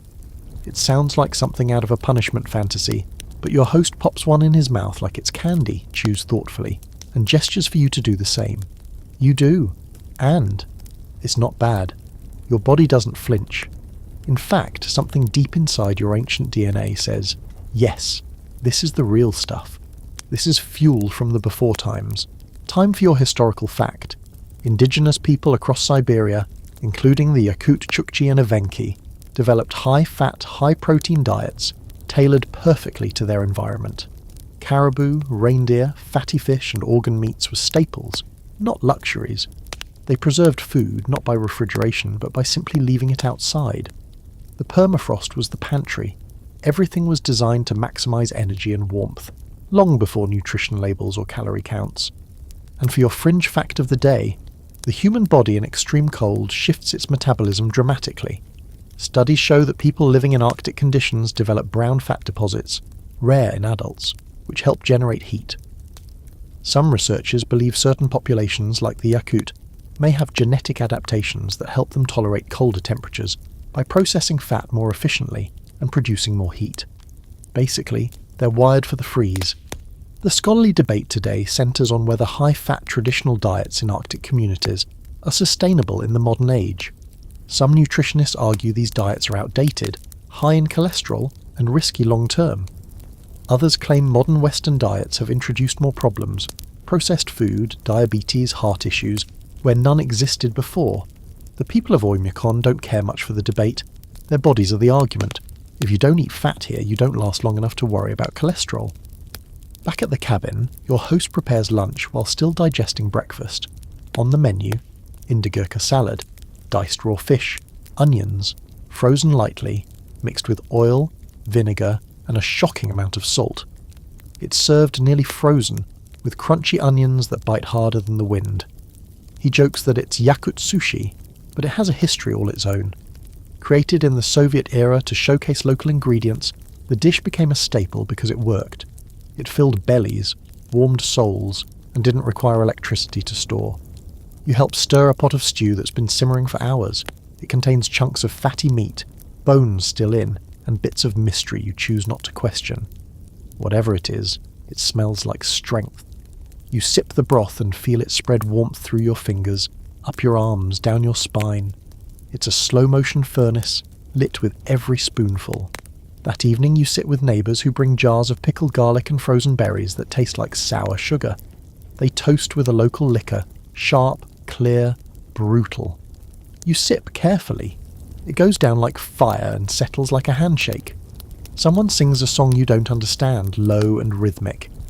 Others join in. It's not joyful exactly, but steady, like they're singing just to stay warm. You go to bed with a full stomach, your breath fogging softly against the cold. Outside, the wind starts up again, testing the seams of the house. But inside, you're heavy with calories and contentment. And maybe that's the real trick here.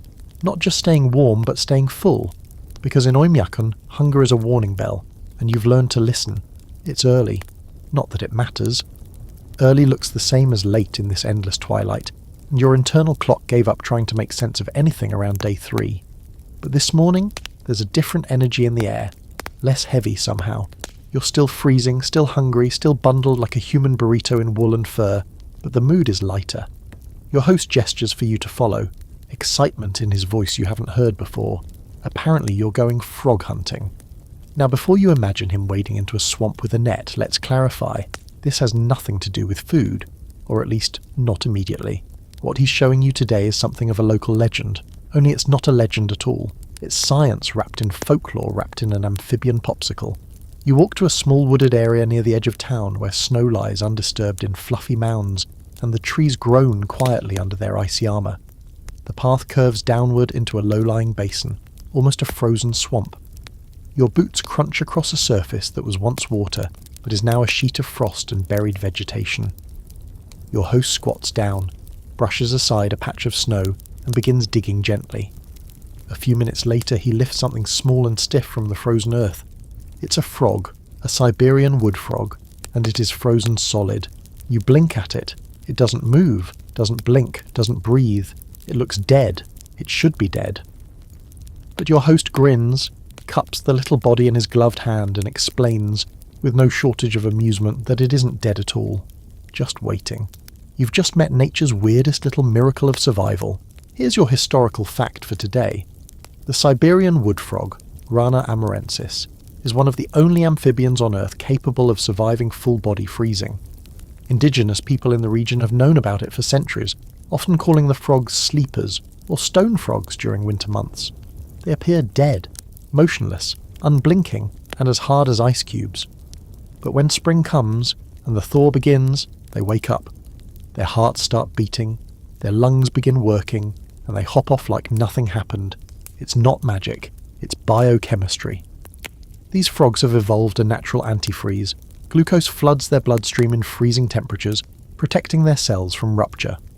Ice forms between cells but not inside them, allowing vital organs to go into suspended animation without dying. It's the amphibian version of hitting pause on a movie, then picking up exactly where you left off 4 months later.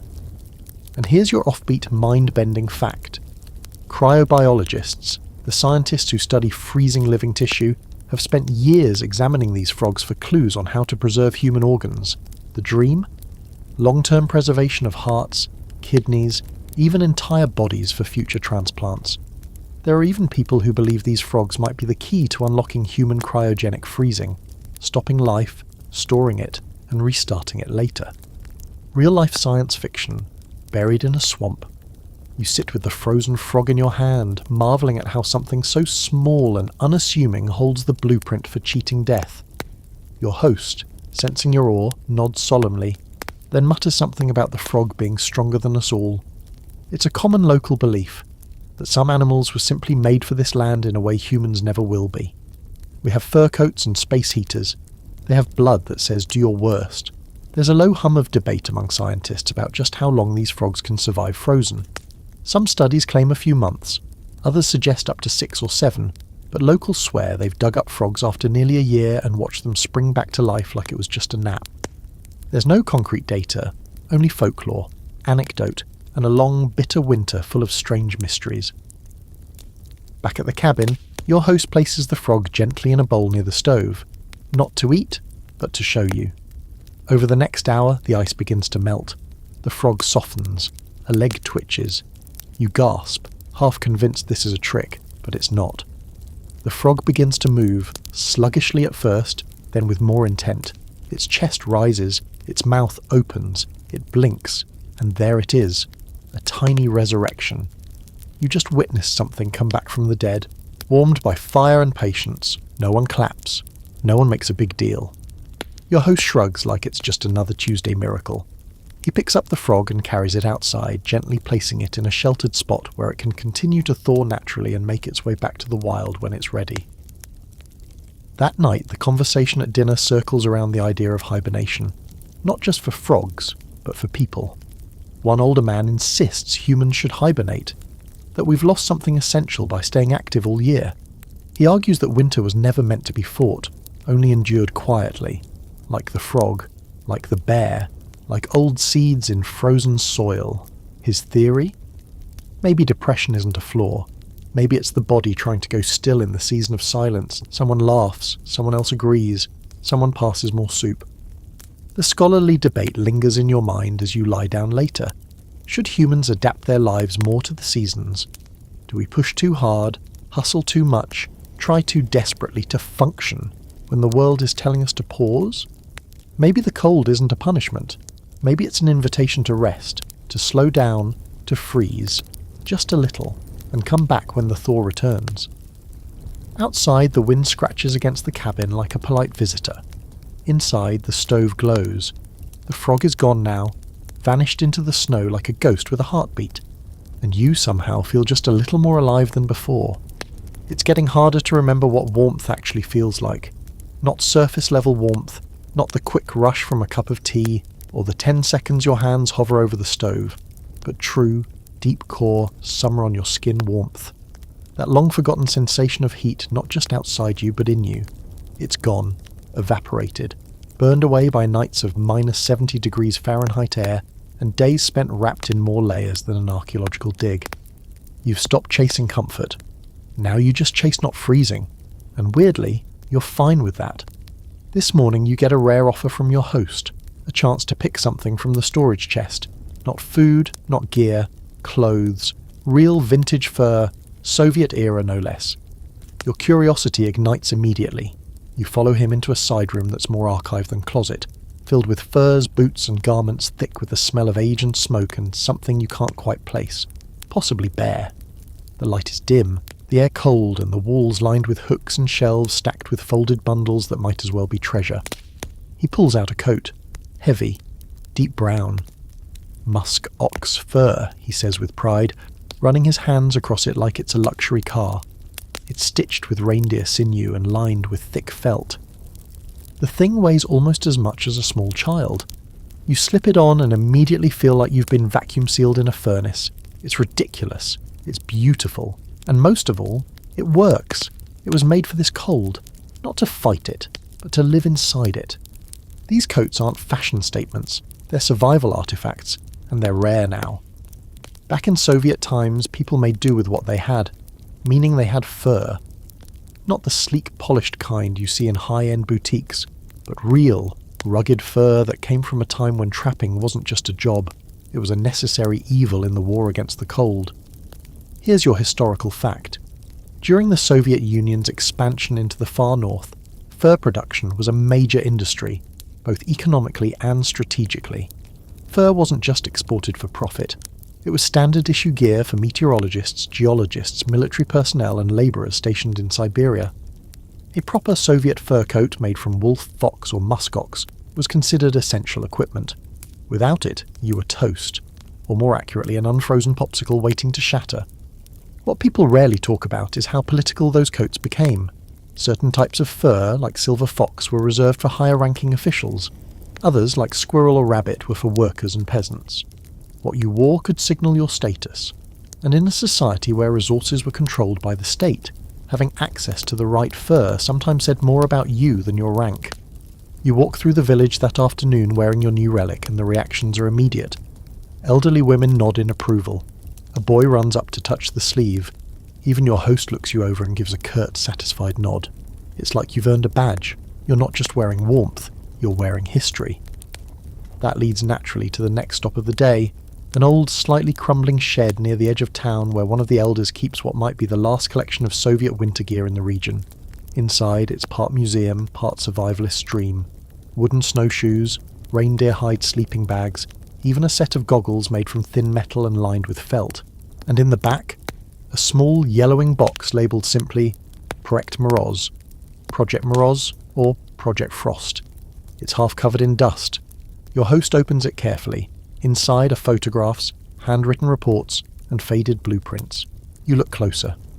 The documents describe Soviet attempts to develop winter gear for extreme climates, not just for human use, but military deployment in potential Arctic combat scenarios. Yes, you read that right. The Soviets once tried to weaponize winter. Here's your offbeat fact of the day. During the Cold War, both the USSR and the US explored the concept of fighting in polar conditions. Soviet researchers tested everything from thermal weapon storage to ultra-insulated tanks and silent snowmobiles. Some of it made it past prototype. Some was abandoned in remote testing zones so cold and inaccessible that they were never reclaimed. There's talk, half fact, half urban legend, of a lost convoy of Soviet Arctic soldiers buried beneath the ice, frozen mid-March during an experimental winter drill. The scholarly debate that follows this rabbit hole is a big one. Did the Cold War accelerate cold weather innovation? Some say yes. It pushed the limits of human endurance and led to the invention of new insulation materials, boots, shelters, and even emergency rations. Others argue the advancements were overhyped, and that traditional indigenous knowledge was often ignored or plagiarized by Soviet engineers who claimed credit for designs rooted in centuries-old methods. It's a complex history, woven between wool and red tape. Back in the cabin, you inspect the coat more closely. The stitching is fraying in places. The interior lining is patched with what looks like old curtain fabric, but it's held up, decades later, in colder temperatures than most modern parkas could dream of. You try on a fur hat next, the kind with flaps that tie under your chin. It's absurdly warm, almost too warm. You immediately begin to sweat, which is a dangerous game in this climate. Sweat here is the enemy. Wet clothes can freeze faster than you can peel them off. You take the hat back off. Lesson learned. That night you sit by the fire in your inherited coat, feeling like you've been inducted into a club. Not of warmth, not of fashion, but of survival through story. This fur saw winters long before you were born. It carried someone across snow-covered fields, into howling storms, through nights darker than this one. Now it carries you. You can't help but feel a little jealous of the coat. It's weathered more than most people ever will, and it's still standing. Still warm, still useful. That's something to aspire to.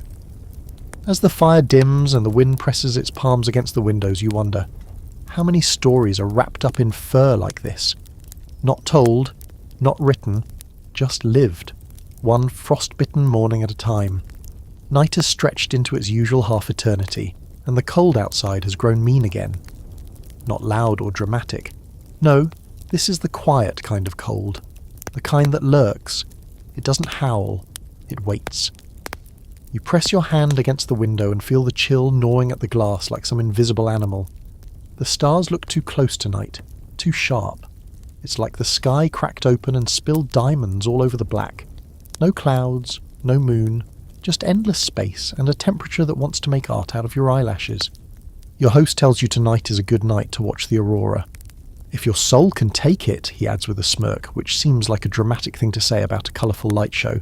But you've learned to stop questioning ominous Siberian sayings.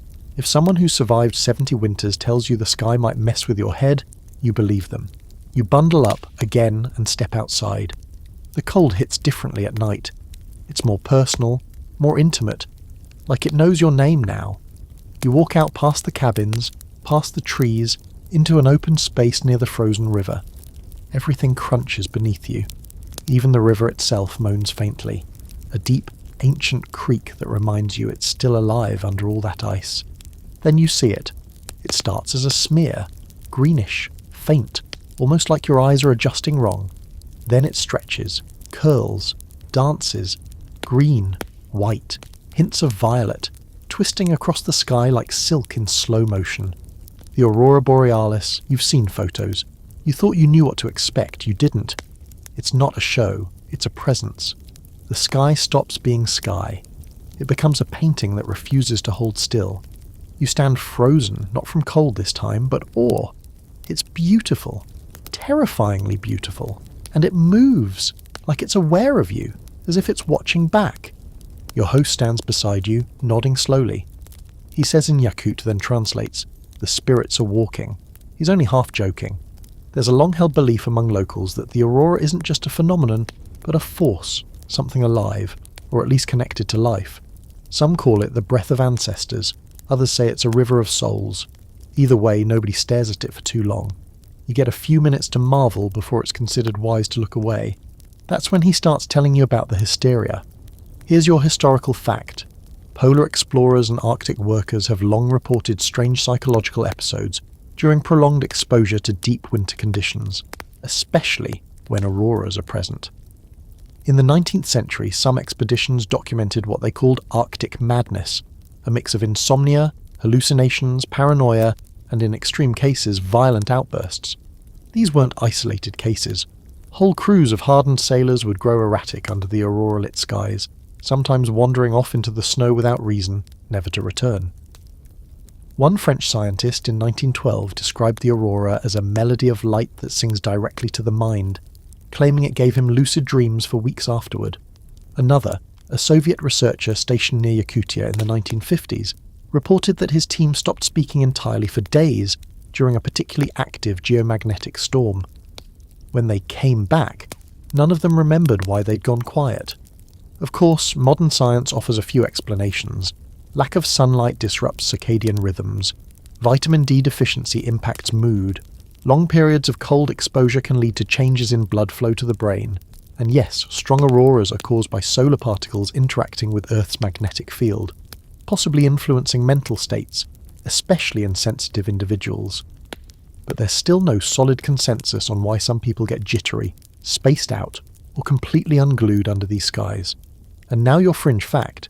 In some parts of the Arctic, indigenous cultures traditionally forbid whistling at the aurora. They believe it's disrespectful, that the lights might mistake the sound for a summons. In Alaska, Inuit stories say the aurora can reach down and snatch people away if they draw attention to themselves. In parts of northern Russia, it's said that mimicking the movements of the lights will invite spirits to follow you home. No one ever wants to be followed home out here. Standing under that swirling sky, you get it. There's something about the aurora that feels too big, too strange. You feel small, fragile. You're wrapped in furs, you've eaten a pound of reindeer fat. Your core temperature is holding steady. But the aurora doesn't care. It glides above, shifting slowly as if dragging time behind it. It doesn't offer comfort. It doesn't warm the night. It just is. Your host finally breaks the silence. "That's enough," he says, and you both turn back. No one speaks on the walk home. The only sound is the squeak of snow and the occasional snap of distant ice shifting. You glance back once and the lights are still dancing like they're teasing you. But you keep walking. Inside the cabin, everything feels closer. The fire, the shadows, even the walls. You sit near the stove, not quite ready to speak. That's when your host says something that sticks. It's not the cold that drives people mad. It's the silence, the stars, the things that don't move but feel alive. The scholarly debate that night, at least in your head, is whether the aurora actually affects the mind, or if the mind simply wants to be affected. Maybe it's the loneliness, the isolation, the pressure of the sky pressing down. Or maybe, just maybe, there are things in this world we still don't understand. Lights in the sky that whisper secrets no one wants to hear. You go to bed with the image burned into your eyes. Green silk, dancing shadows, a sky that doesn't blink. You pull the blankets tighter than usual. The wind is calm, but you don't feel calm. Not yet. Tomorrow the sky will be just sky again. Just stars, just space. But tonight? Tonight, the spirits walked. You wake up with your face half frozen to your blanket. It's not as dramatic as it sounds. Just a little skin adhesion, nothing permanent, but still not exactly the kind of wake-up call you'd hope for. You peel yourself free, swing your legs over the edge of the cot, and wince as your toes make contact with your boots, which, despite being dry, feel like they've been stored in the freezer overnight, which technically they have. Your eyelashes crunch when you blink. Your lips are so chapped they feel like leather, and when you look in the mirror, or at least the reflective side of the old aluminum kettle, you notice something that makes you pause. Your eyebrows are white, not from age, from ice. Frozen condensation, layered from the inside out. You look like a cartoon wizard who got caught in a blizzard halfway through a spell. You rub at them with a gloved hand, cracking off tiny frost chips like dandruff from a glacier. This is your face now. This is fashion, oymyakon style. And speaking of fashion, today's the day you learn about the kind of clothing that actually keeps humans alive here. Not what you brought, not what you think you need, but what really works. You start with the boots. Unti, made from reindeer leg skin, hair side out, insulated with dry grass. They're hideous. They're also better than anything you'll find at REI. They bend with your foot, hold in heat, and don't freeze solid like synthetic materials. The locals wear them without socks. Socks trap moisture. Moisture freezes. Frozen toes fall off. So, yeah, no socks. That took a few centuries to figure out. Then come the pants. Fur-lined, made from thick canvas or hide. You tie them at the waist with a woven belt made from yak hair or, in older days, braided sinew. The goal is to create as many insulating layers as possible without suffocating yourself. And no, this isn't about staying stylish. Nobody's coordinating colours. Nobody's posting snow selfies in matching puffer sets. The goal is warmth and movement. Survival couture. Your host shows you how to wrap your midsection with a sash of felt and wool before adding the coat. It feels excessive. It's not. The kidneys are one of the first organs to suffer in prolonged cold, and locals swear by keeping that area as warm as possible. Some even tuck hot stones into the sash for long walks. Primitive heating pads with the added bonus of not exploding like lithium batteries in the cold. Next up is the hat. You've seen versions of it before, the classic trapper style with ear flaps and thick fur, but this one is different. It's lined with squirrel fur, denser than fox, softer than rabbit, and stitched by hand with red thread. There's a pattern on the crown that looks ceremonial. Your host calls it the luck knot, meant to keep the wind from stealing your thoughts. You laugh. He doesn't. And here's a fun historical truth. Traditional cold weather fashion in Siberia wasn't just functional, it was sacred. The Yakut people believed the cold was a living force, something with intent and will. Clothing wasn't merely protection, it was armour against a sentient enemy. Herders and hunters would often sew small charms into the linings of their coats, pieces of metal, carved bone, or knots of animal hair, to confuse the spirits of frost.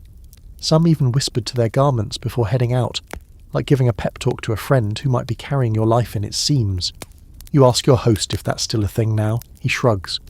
We still whisper, he says, but mostly when the zippers break.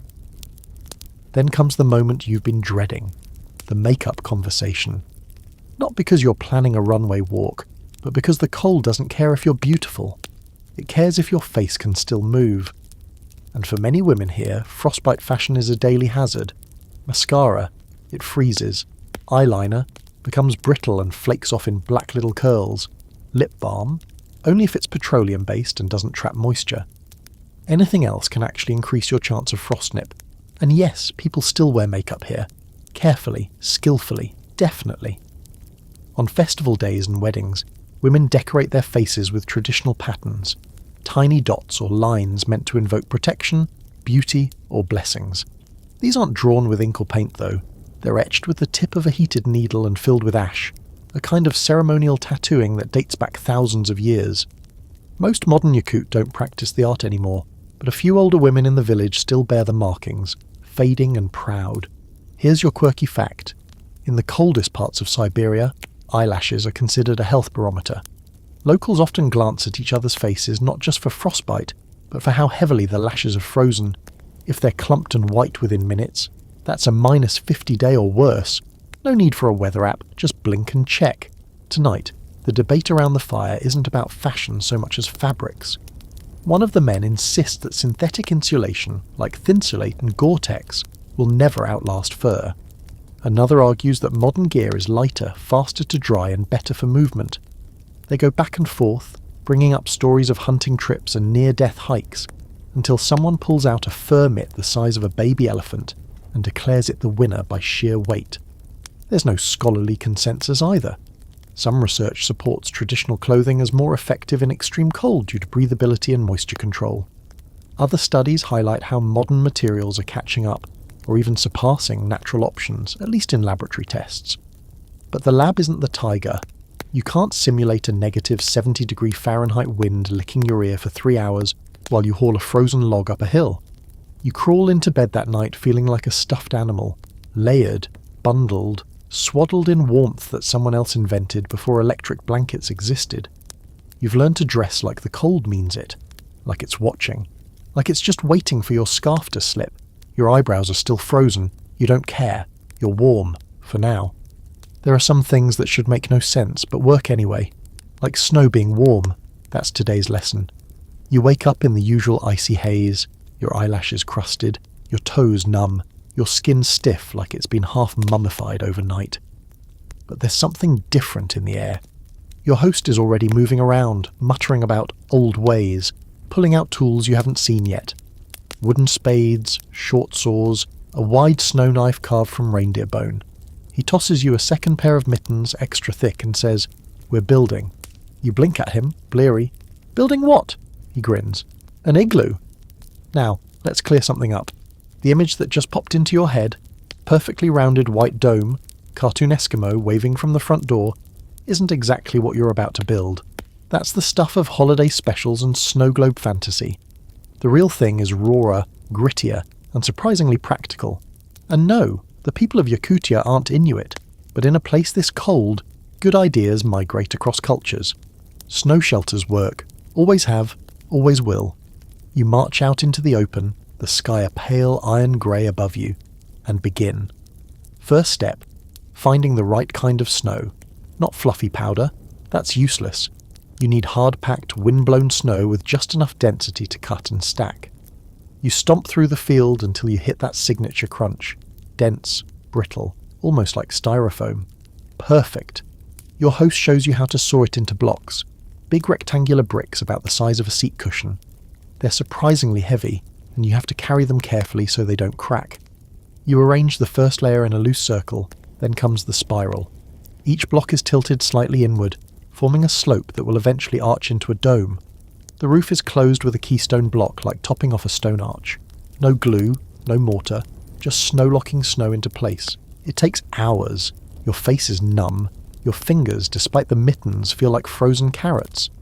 But the structure starts to take shape, white walls rising from the earth like a miniature ice fortress.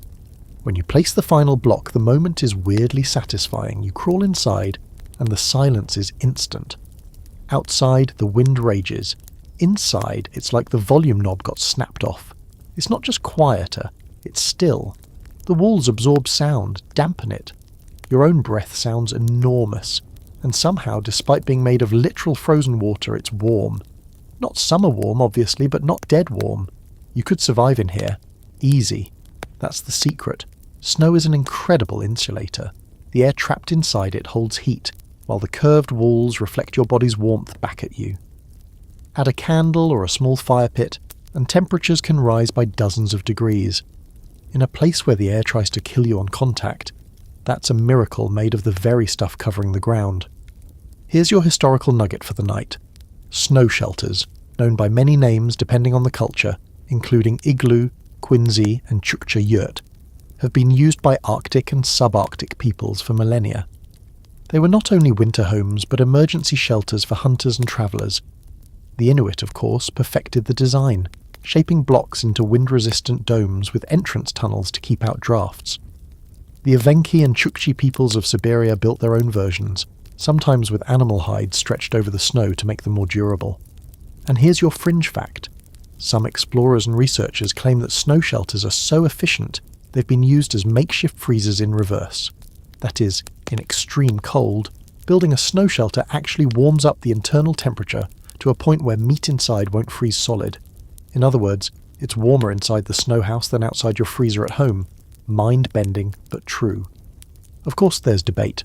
Always is. Some scholars argue that these structures aren't feasible in temperatures as low as Oymyakons. Snow becomes too dry and brittle, they say. but the locals roll their eyes at that. They've built them. The key isn't just the snow, they argue, it's technique. Patience, timing, knowing how to read the snow, how to stack and carve. Western gearheads can debate all they want in their heated labs. Out here you either build the thing or freeze.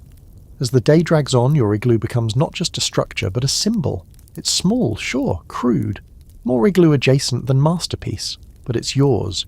You helped build something that turns killer snow into shelter, something that uses the enemy as the armor. That's what survival looks like here. Not brute strength, not fancy gadgets, just using the cold against itself.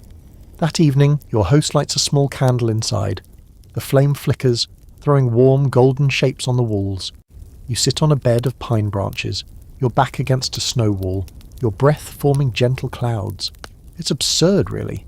A building made of snow, a house inside winter, a quiet, improbable success story. You sip tea from a thermos and listen to the sound of nothing. No wind, no stove creaking, just you and the frozen hush of your shelter. And for the first time in days, your body relaxes, not because it's warm exactly, but because it's no longer in danger. The cold is still out there, but it can't get to you here, not tonight. Later you return to the cabin, but you leave the igloo standing. A backup plan, a monument, maybe a small rebellion. You're not sure, but something about it makes you feel taller. Snow shouldn't be warm, but here, tonight, it is. You've heard it mentioned a few times now, between bowls of soup and fire-stoked silences, this quiet, almost passive-aggressive rivalry between Oymyakon and another place you've never heard of, Verkhoyansk. It sounds like a made-up city from a spy novel, but it's very real, very cold, and very competitive. See, there's a war going on. Not the kind with tanks and flags. This is the battle of the thermometers, and it's been raging for decades. It starts innocently enough. Someone jokes about how their cousin in Verkhoyansk wears a parka when it's only -50. Everyone laughs, but you can tell there's heat under that frost. Not actual heat, of course, this is still Siberia, but the slow, burning pride of people who've built their entire lives around one insane badge of honor, living in the coldest inhabited place on Earth. You sit down with a local schoolteacher who's also unofficially the town's archivist. She pulls out a binder that's been repaired so many times the duct tape has duct tape. Inside, temperature logs, maps, newspaper clippings, and copies of letters exchanged between weather stations from the Soviet era through the early 2000s. She lays it all out like she's about to present evidence in court, because in a way she is. Here's the claim. Oymyakon holds the record for the lowest officially recorded temperature in any permanently inhabited settlement, -71.2 degrees Celsius, or -96.2 degrees Fahrenheit, recorded in 1926. Verified, stamped, and still proudly displayed on a monument at the edge of town. End of story, right? Not quite. Verkhoyansk, located roughly 400 miles to the northwest, claims it hit the same temperature, -67.8 degrees Celsius, in 1892, a few decades earlier. But their reading came with fewer verification tools, different instruments, less oversight, and a healthy dose of skepticism from meteorologists who say it might not have been entirely reliable. Still, Verkhoyansk won't back down. To them, they were first. To Oymyakon, they were almost right. Then, to complicate everything, modern satellite data enter the chat. Here's your historical note. In 2020, a satellite-based reading picked up a surface temperature in Verkhoyansk of 38 degrees Celsius, or 100.4 degrees Fahrenheit.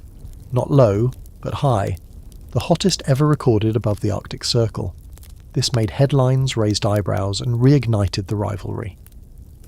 Now, Verkhoyansk was not only one of the coldest places on Earth, but somehow also among the hottest. Oymyakon didn't take this well. Being the coldest place on Earth isn't just a fun fact here, it's the soul of the town. So how does a village handle losing its claim to fame? Short answer, it doesn't. Instead, it doubles down.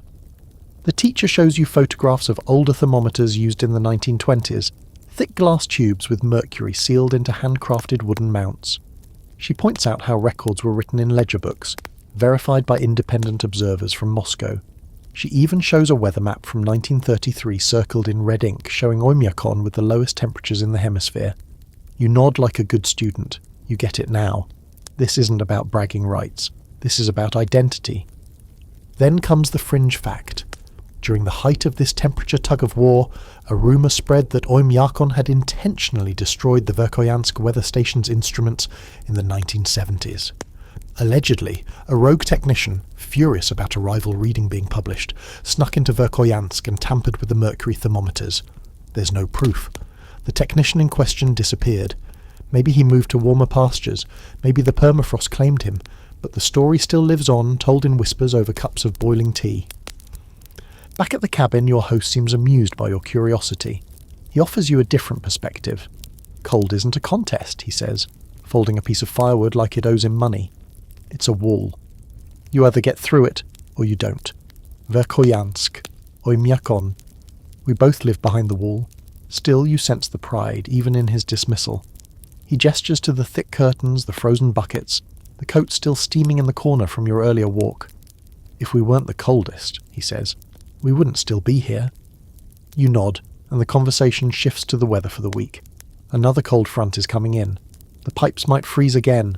The school might close for a day. Maybe. Probably not.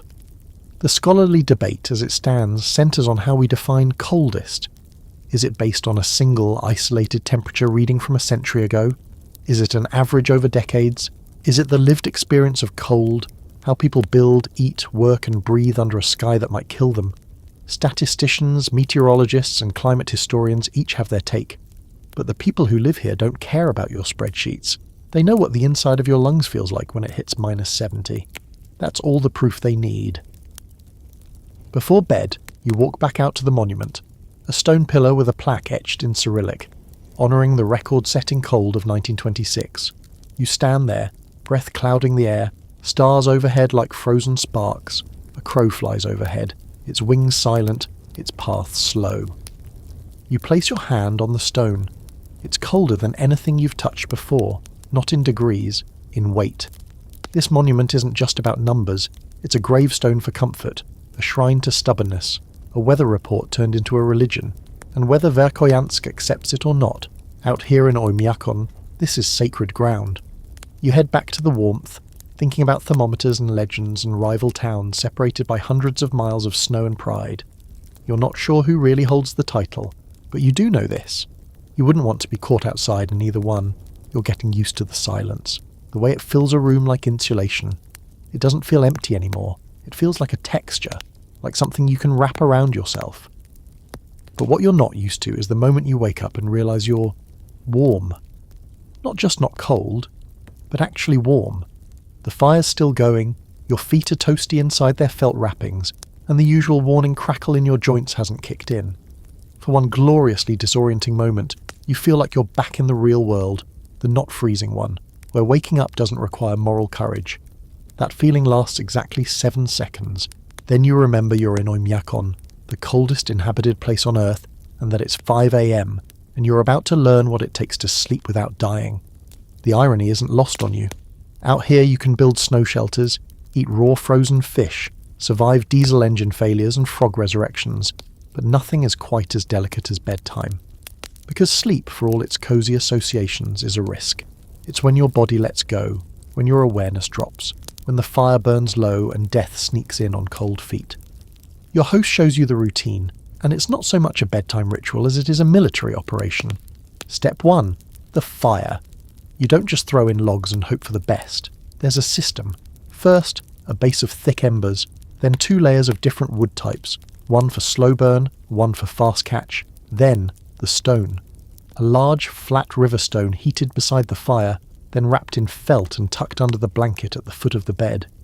The Yakult hot water bottle, except it won't leak or crack when it freezes. You touch the stone with your fingers. It's radiating quiet heat like a sleeping animal. Next, you wrap your feet. Not with socks, not with thermal booties, but with strips of cloth, traditional bindings passed down through generations.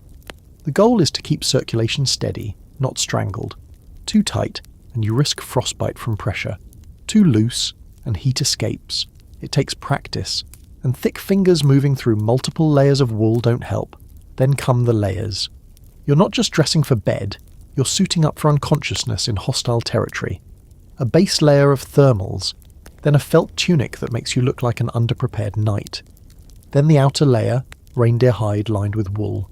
You crawl under your covers, thick blankets, a fur pelt, and finally, a wind-blocking sheet of heavy cloth suspended above the bed like a curtain. You look less like someone sleeping and more like someone being preserved for archaeological study. You lie still, the warmth holds, the fire crackles. But here's the thing, no one sleeps through the night. Not here. Around 2 a.m, the fire starts to die down. You wake up, not with a start, but with a cold whisper crawling up your legs. It's your body's internal alarm. Too cold, too soon. Time to move. You swing out of bed, teeth clenched, and make your way to the stove. You don't turn on a light, there is no light. You work by memory, by touch, by the glow of a single ember deep in the belly of the iron stove. You feed it one log, then another. You wait. You watch the flame catch. Only then do you crawl back into bed, body steaming slightly like meat in a smoker. This is normal. Every night someone has stove duty. Sometimes it's rotated. In smaller homes, everyone takes a turn. In larger ones, it's the lightest sleeper, or the one with the strongest bladder. Since you're getting up to use the outhouse anyway, might as well stoke the fire while you're at it. Here's your historical truth. Before electricity reached Siberia's far corners, fire maintenance was the central task of winter living. In traditional yurts and cabins, the hearth was sacred, not just the heart of the home, but its lungs. Letting the fire die was a punishable offence in some communities, not legally maybe, but socially. In the worst stretches of winter, your fire was your worth. The warmth you kept wasn't just for you, it was for everyone inside. And here's a niche fact to keep you up at night. In extremely cold weather, a human body can lose consciousness in under 5 minutes if left exposed during sleep. Not because of exposure in the traditional sense, but because your body's natural temperature dips as you rest, especially during REM. Add a small air leak, a shift in the blanket, or a drop in fire heat, and your core temperature can drop faster than you'd expect. People have died in their sleep out here, not from hypothermia, but from cooling down too soon. There's ongoing scientific debate about the use of thermal sleeping gear in extreme environments. Some experts argue that over-insulating the body can backfire, trapping sweat that then freezes, causing a dangerous cooling effect. Others insist more insulation is always better, especially with moisture-wicking materials. But here, in Oymyakon, the answer is simpler. Don't trust anything completely. Sleep in layers, keep the fire alive, and never ignore that whisper of cold on your ankle. It's not being polite, it's warning you. Tonight you sleep with your back to the wall, the fire at your feet, and the hot stone tucked under your blanket. It radiates a slow, steady heat, barely noticeable at first, but you feel it holding you like a presence. The kind that's older than you, the kind that remembers harder winters than this. You dream, finally, of something warm. You don't know what it is exactly, just sunlight, a field maybe, the sound of birds, things that feel fake now, but you hold on to it as long as you can, and when you wake up, you're still warm, not lucky, just prepared. The wind is howling again, louder this time, urgent and unsettled. You wake to the kind of noise that doesn't rattle windows, it presses on them, like something wants in. The cabin creaks, the fire's out, your breath fogs the air with a vengeance. You reach for your boots, half frozen again, and jam your feet into them with a hiss. Today isn't going to be gentle. Your host is already up, pacing by the window in full winter gear. He says 2 words, samolyot zamyots. The plane froze. You think it's a metaphor. You're wrong. Turns out someone's been living inside a frozen Soviet-era aircraft on the far edge of the village, a downed and 2 biplane that crash-landed here sometime in the late 70s and was never retrieved. It's been there ever since, like a half-buried fossil, too heavy to move, too stubborn to disappear. Locals call it the steel bird, though it hasn't flown in decades. At first, it was a joke, then a storage space. Then, sometime after the collapse of the USSR, it became a shelter, and now someone's calling it home. The man in question is Ivan. No one knows his last name, or maybe they do and just don't care. Ivan's the sort of guy who arrived one day with a broken snowmobile, fixed it with a wrench and some chewing gum, and never left. He moved into the plane after his cabin burned down 2 winters ago. Didn't ask permission, didn't apologise, just swept out the cockpit and nailed a stove into the cargo hold. People nodded and let him be, but last night something went wrong. The wind snapped a nearby pine tree which collapsed onto the fuselage, breaking a small hole in the roof. With the fire out and no insulation besides old aircraft parts and reindeer skins, the plane froze from the inside out. Ivan didn't freeze. He's fine, or at least still moving, but he's in trouble. So now, you and your host are trudging across the snow to help the man who lives in a plane. The walk is brutal, wind clawing at your face, snow carving sideways like razor dust. You pass fields buried in drifts so high, they look like waves frozen mid-break. The world is washed white, and visibility is garbage. But you push forward, guided by the shape of the aircraft's tail, sticking up from the snow like a weathered monument to a time when things could still fall from the sky. When you reach it, the damage is obvious. A section of the fuselage has peeled open like a sardine can. Ivan greets you with a grin, covered in soot, wrapped in a blanket that looks like it was once part of a military sleeping bag. He shrugs. Wind, he says, like it explains everything, which here it kind of does. Inside, the plane is bizarre. There's a tiny stove in the corner, made from scavenged parts, a tin chimney poking through a window sealed with what looks like melted plastic. The pilot's seat is gone, replaced with a padded bench and a pile of firewood. The walls are lined with old aviation maps, Soviet flags, and a few tin pots hanging like relics from a post-apocalyptic museum. You help him patch the roof with a slab of scrap metal and snow-packed felt, stuffing every crack with moss and frozen rags. It's temporary. Everything here is. The goal is just to keep the cold slower than usual. It's not about stopping it, just outlasting it, for now. Here's your historical gem. After the fall of the Soviet Union in 1991, many aircraft and military vehicles were abandoned in Siberia. Logistics collapsed, fuel shortages paralysed transport, and entire convoys of equipment were left behind in remote regions. Locals quickly adapted, repurposing planes, trucks, and even tanks into storage units, workshops, and yes, homes. The cold preserved them better than any museum. In Oymyakon, the plane is one of dozens scattered across the republic like bones of an empire. And now your fringe fact. Some remote settlements have reported strange phenomena near these abandoned aircraft.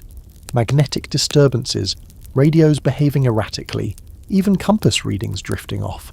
Some believe it's the old electronics interacting with the extreme cold. Others say it's leftover energy from when the machine still had purpose. But out here, no one really cares why it happens. They just learn where not to stand. The scholarly debate on this one's layered. Should these relics be preserved, documented, maybe even retrieved for historical purposes? Or are they better left as they are? Silent reminders that history sometimes freezes too. Anthropologists argue over it. Some say these sites are cultural fossils worth studying. Others believe disturbing them would erase the raw, lived-in truth they now represent. By the time the repairs are done, Ivan is making tea in an old aviation fuel can. He pours you a cup. It tastes like metal and pine smoke and something you can't identify. Maybe rust. You drink it anyway. He offers you a seat on a broken wing flap and starts telling stories. About the plane, about the day it landed, how it sputtered out over the river, clipped a ridge, and skidded to a soft crash in the middle of a snowstorm. The pilot apparently survived. Walked for 2 days through the storm to reach the village. They gave him soup, fixed his boots, and sent him on his way. The plane stayed. You ask Ivan if he ever thinks about leaving. He laughs so hard he chokes on his tea. Leave what? He says, gesturing to the white all around. There is nowhere else. Only warmer places, and in warm places people forget things. On the walk back, the wind eases a little. The clouds open just enough to reveal a dull sun, the kind that offers no heat but reminds you it's still technically out there. You think about Ivan, alone in his metal cave, surrounded by snow and time and stories no one else will ever hear. It's strange, but not sad. In fact, you kind of get it. The cold doesn't stop everything. Sometimes it preserves, like amber, or a plane that became a home, or a man who decided that if the world wouldn't come to him, he'd live in what fell from it. The wind has died, finally. After days of biting gales and that constant low howl in the eaves, the sudden quiet is suspicious. You step outside and feel it instantly. Stillness. The kind that feels wrong. The sky's overcast, pressed down like a lid on a pot. The snow doesn't sparkle. It just sits, heavy and silent like it's thinking. And the air. The air has that tense, staticky edge, like it's waiting to hear something. Not cold exactly, just watching. That's when the stories start, and you're sitting at the kitchen table drinking something fermented and vaguely berry-like with an old man named Mikhail. He's got the kind of face that looks like it's seen every war and every winter and still didn't flinch. He's not in a hurry to talk, but eventually the conversation circles to something that makes your host roll his eyes before stepping outside to split more firewood, which is basically his way of saying, "Good luck, have fun." Mikhail leans closer, lowering his voice to the universal volume of campfire tales and possible nonsense. "Yeti," he says, tapping his temple. "You hear? You've heard of it, sure. Bigfoot. Abominable snowman. Overgrown wilderness prank with feet too big to buy shoes. But here, in the frozen valleys of Yakutia? Apparently yes. Mikhail tells you the locals call it chuchuna, and that it's not some wandering ape. It's something older, less creature, more warning. Tall, white-furred, silent. It doesn't make noise, doesn't leave prints, just appears near the tree line during the longest cold snaps. He says his uncle saw one once, standing still as a statue across the frozen river, staring. No sound, no movement, just presence. And when they tried to follow its trail, it vanished. No tracks, just gone. You sip your drink. Mikhail watches your face carefully. You don't laugh. He nods approvingly. Your host returns with a bundle of kindling and mutters something about too much vodka and not enough snow to shovel. But later that night, as you sit by the fire, you hear the next tale. This one comes from a woman who swears she heard knocking on the walls of her cabin during a whiteout. 3 slow taps, then nothing. Then again, louder. When she opened the door, no one was there. Just wind and snow and the faint shape of something slipping into the woods. She didn't follow. She shut the door and slept with an axe in her bed. Here's your historical bite. Russian folklore is filled with forest beings, some harmless, some not. The leshy, a mischievous woodland spirit, was said to lead travellers astray in the woods with laughter and trickery. But in the far north, the stories get darker. The chuchuna appears in oral histories from the Evenki and Yakut people, described not as a mythical creature, but as a rare animal, or spirit, that walks upright and avoids human settlements. Unless something's wrong. It's not a monster, it's a message. And here's your fringe fact of the night. In 1959, a Soviet mountaineering group in the Ural Mountains, far from Oymyakon but still deep in the Russian wild, died mysteriously during what's now called the Dyatlov Pass incident. Their bodies were found scattered, some undressed in freezing temperatures, some with massive internal injuries. One had a tongue missing. Soviet authorities blamed an unknown compelling force. Ever since, theories have ranged from avalanches to secret weapons to, you guessed it, yetis. The official files were sealed for decades. That's all the fuel a story needs. There's no academic consensus on these tales. Most scholars brush them off as folklore, exaggerated memories, or hallucinations caused by extreme cold, exhaustion, or snow blindness. Others leave room for something stranger. The Siberian wilderness is enormous, underexplored, and still capable of keeping secrets. In places like this, it's not hard to imagine that something has managed to hide. Something big. Something quiet. Something that doesn't want to be seen, until it does. You're not sure what you believe, but when the wind picks up again around midnight and the trees creak just a little too rhythmically, you find yourself staring out the window longer than you should. The forest looks normal, but now it feels crowded. Not with animals, not with people, with possibilities. Later, your host finds you still awake. He doesn't ask why. He just tosses another log on the fire and mutters, "Nothing comes unless you invite it." Then he shrugs, walks to the window, and pulls the curtain shut. That's another rule you didn't know you were breaking. Don't leave the windows open at night. Not because of the cold, but because of what might be watching. Whether it's superstition or survival instinct, it doesn't matter. In a place where nature doesn't blink, sometimes it's better not to look too long. And still, you dream. Of tall figures walking through the woods, of tapping on walls, of eyes like lanterns just beyond the edge of the tree line. You wake up sweating, in Oymyakon. That alone is terrifying. And you wonder, was it just a story? Just fermented berries? Or did something ancient come walking when the wind finally stopped? You don't ask your host, he's already sharpening his axe. Morning comes slowly, or maybe it just stops being night. You've given up on clocks out here. Sunlight means nothing when it only barely scrapes the edge of the sky, and then vanishes again like it changed its mind. Still, You know it's time to get up because your body has that certain ache, the one that says you've been horizontal for too long in the same 3 positions, wrapped like a poorly stored burrito. Today's goal, bathing. Now, let's not get ahead of ourselves. There's no spa trip coming, no bubble bath, no steaming modern shower with 17 spray settings. What you're about to experience is an art form practiced in some of the most unforgiving corners of the world.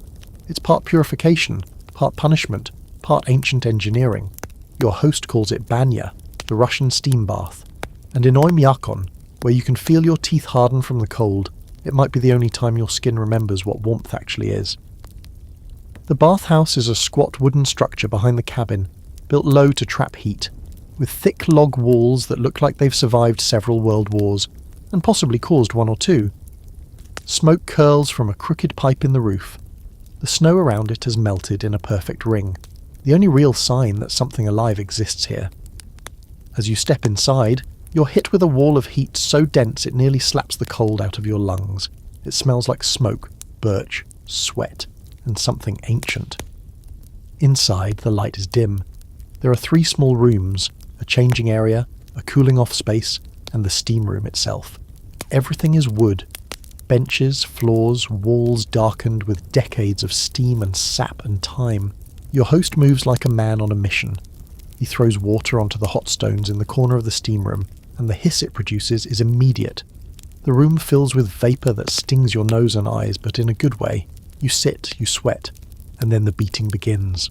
Not metaphorical beating, literal, with venic, bundles of leafy birch branches tied together and soaked in warm water. Your host begins gently whipping your back, then your arms, then your legs. It sounds violent. It isn't. It's rhythmic, almost meditative, the leaves brushing heat into your skin, pushing the cold out like it owes rent. It smells green and earthy. You feel your pores open like flowers in reverse spring. The sweat pours, your ears buzz, your brain goes soft at the edges. Here's your historical fact. The banya tradition stretches back over 1,000 years, possibly even further among Finno-Ugric and Turkic peoples. In Siberia, where the cold kills casually and quickly, the steam bath is more than just hygiene, it's a form of spiritual reset. Russian Orthodox monks used it. Soviet soldiers bathed in mobile versions during the war. Entire villages centered social life around it. Some were even built near rivers to allow winter plunges straight from steam to ice. Cleansing of the body and the soul. And here's your fringe fact for the day. Some old Siberian families believed that illness wasn't truly cured until it was sweated out in the banya. Fevers, colds, broken hearts, everything got steamed. There are reports of women giving birth in banyas. Others held funeral rituals there. It was, and in some places still is, the ultimate equalizer. Birth, death, and everything in between happened between those wooden walls. The steam doesn't care who you are. It strips you down, boils you, and sends you back out purified or panicked. The scholarly debate? It revolves around how exactly the banya impacts health. There are studies showing improved circulation, skin detoxification, and immune boosts. But skeptics argue that extreme temperature swings, especially the kind that involves running from a 180 degree Fahrenheit steam room into negative 60 degree Fahrenheit air, might be more shock than therapy. Of course, ask anyone who's done it for more than a few winters and they'll shrug. If it kills me, they say, at least I'll die clean. You're not dying today, but you do get the full experience. After 20 minutes in the steam, your host barks something that sounds suspiciously like, "Now we suffer," and flings open the door. You step out into the night air, barefoot, soaked and steaming like a cursed spirit. He grabs a bucket of snow, yes, snow, and dumps it over your head. The temperature difference hits like a slap from an ice god.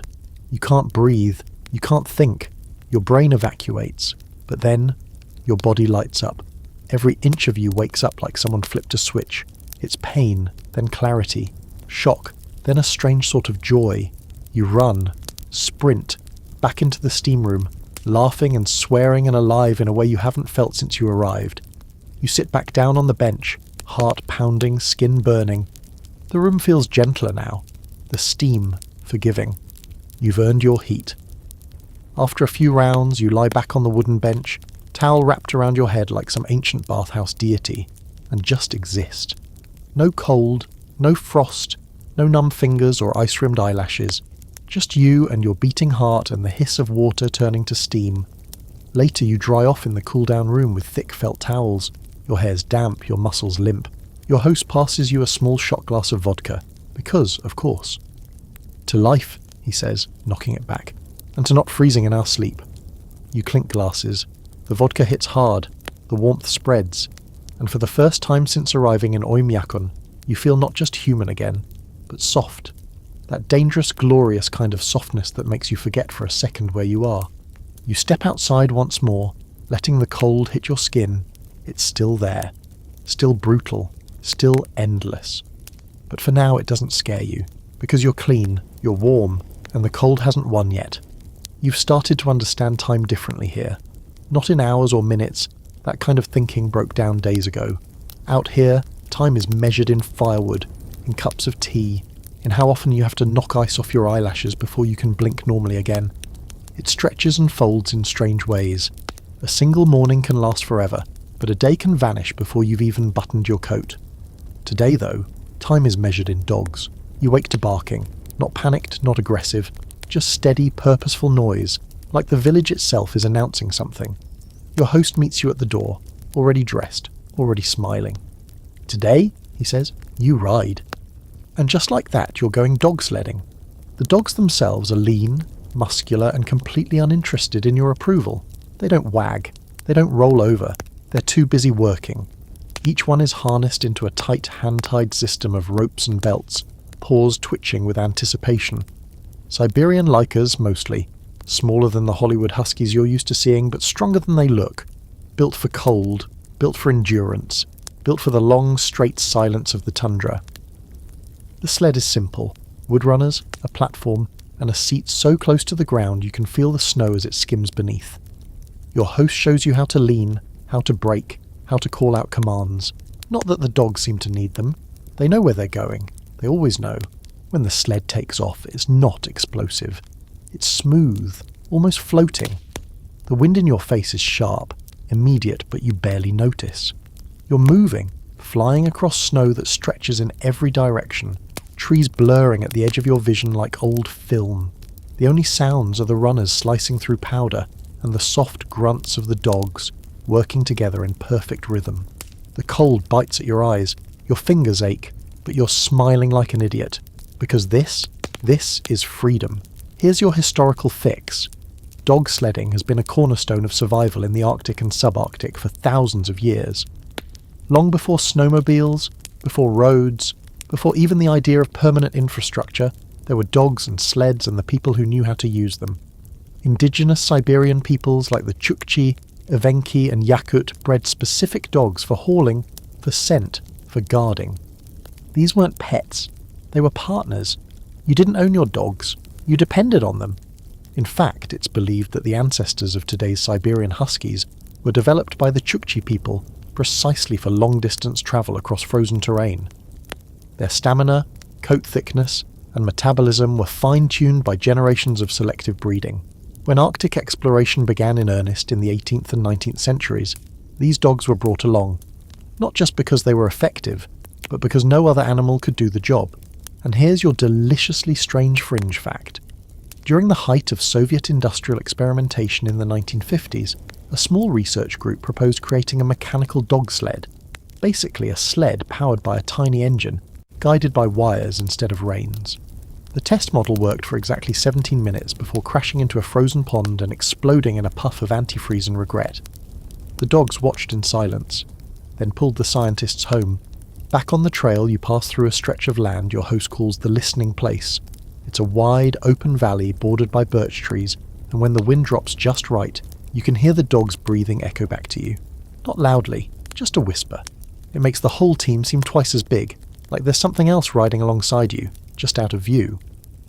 Your host explains, almost casually, that this place has long been considered sacred. Not in a churchy way, but in a bone-deep, don't mess with it way. Travellers passing through used to remove their hats. Even the dogs would quiet down. There's a legend that voices from the past live in this stretch of land, carried by the wind, stored in the frost, waiting for someone to listen. Some say you can hear your ancestors here, if you're quiet. if they feel like talking. Naturally, the scholarly community rolls its collective eyes at such stories. Acoustic anomaly is the preferred explanation. Something about the snowpack and the tree line and the valley-shaped bouncing sound in strange ways. But no one's ever studied it in depth. Too cold, too remote, too hard to fund. Meanwhile, the people who live here just nod and say, "It listens." That's enough. You stop for a break. The dogs curl into themselves, sleeping instantly like soldiers between battles. Your host hands you a chunk of frozen fish wrapped in cloth. It's cold, but your hands are warm from the ride. You eat in silence, your face turned toward the trees, and you swear, just for a moment, you hear something. A voice, number, a memory maybe. Your own breath answering itself in the stillness. On the ride back, the wind picks up. The dogs dig in, leaning into the harnesses, snow flying off their paws in tiny bursts. The sled glides like it was born to. And you? You feel like you've borrowed something ancient. A piece of someone else's story. Something primal and pure and earned by cold and patience. When you arrive back at the village, the dogs get fed first. Always. They eat in silence, dignified, focused. You pat one on the head. He ignores you. That's fair. You walk back to the cabin on tired legs, your face crusted with ice, your gloves stiff with sweat. But your heart is light. Your blood is moving. For a few perfect hours, you weren't just surviving out there. You were flying. It's funny how quickly survival becomes routine.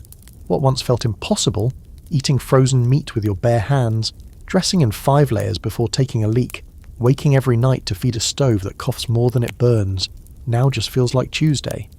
The cold doesn't scare you the same way anymore. It's not an enemy now. It's more like a roommate with severe boundaries.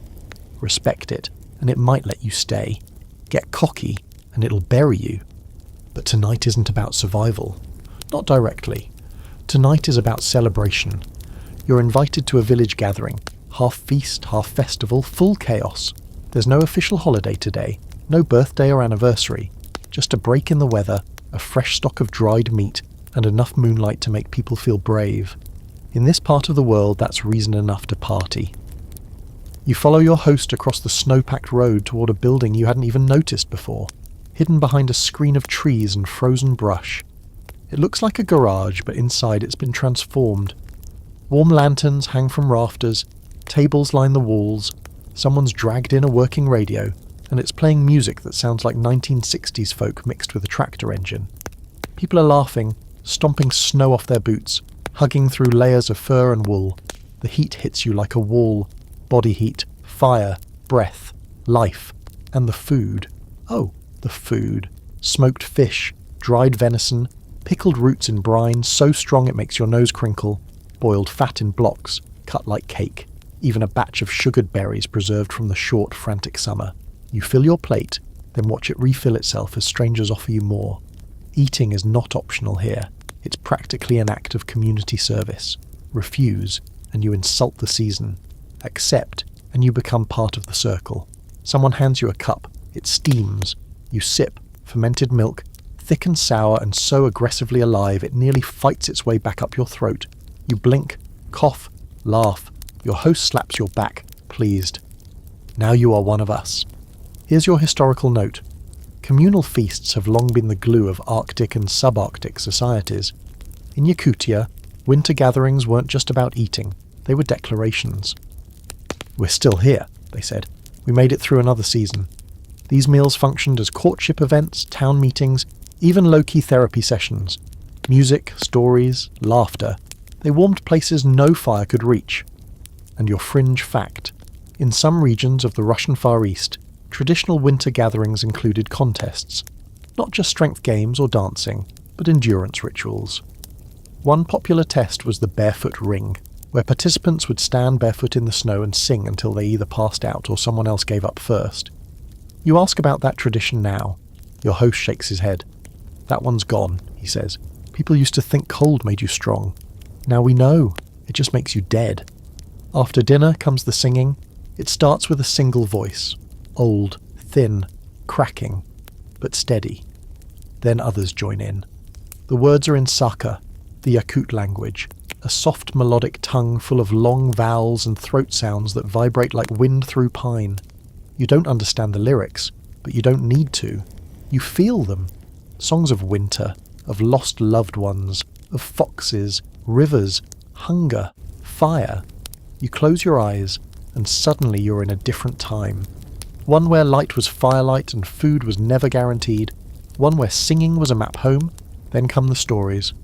A woman named Nadia tells one about her grandfather losing his fingers to frostbite while rescuing a reindeer herd during a whiteout. She laughs like it's a bar fight story. A teenager brags about sledding down a hill at minus 60 degrees Celsius in nothing but a shirt and winning a bet that earned him a used radio. Then your host, leaning against the wall, tells a tale that silences the room. It's about a man who got lost in the forest one winter and wandered for days.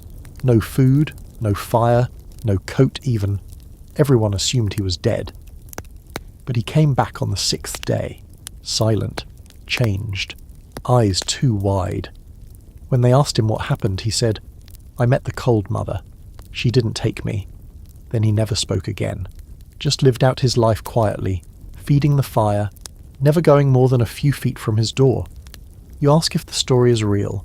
Your host smiles. As real as cold. This leads naturally into the academic debate of the night. A visiting ethnographer, clearly not from here, tries to make the case that stories like these are cautionary tales rooted in environmental trauma, that they aren't literal, but metaphorical. The room listens politely. Then Nadia raises an eyebrow. And what's metaphorical about negative 72? The room laughs. You step outside for air, your cheeks flushed, your ears ringing with music and drink. The snow reflects the moon like silver poured across the land. You breathe in, and for a second, just a second, you feel invincible. Not because you're strong or smart or brave, but because you're part of something. A human chain of people who stared the cold in the face and said, "Not tonight." Inside, the party rages on. You watch a toddler wrapped in furs toddle past with a hunk of meat in one hand and a wooden spoon in the other. Someone's dancing barefoot on a reindeer hide. An old woman is showing a group of teenagers how to cut frozen marrow from a bone without chipping your teeth. This isn't about escaping the cold. It never was. It's about defying it. And in this tiny room, for this one strange night, humanity wins. You step outside again, hours later, long after the singing's faded, and the fire has gone to soft embers. The cold greets you instantly, not as an enemy this time, but as something patient, waiting. It's still pitch dark, of course. The kind of darkness that doesn't end. It just changes shade. You breathe out, and your exhale hangs in the air like a question. Behind you, the last of the villagers are leaving the gathering hall, bundled and laughing and slapping snow from each other's shoulders like it's nothing. Because here, it really is. You're the only one still feeling impressed that everyone survived the night. For them, it's just Saturday. Your host appears at your side, motioning silently. You follow, no need to ask where.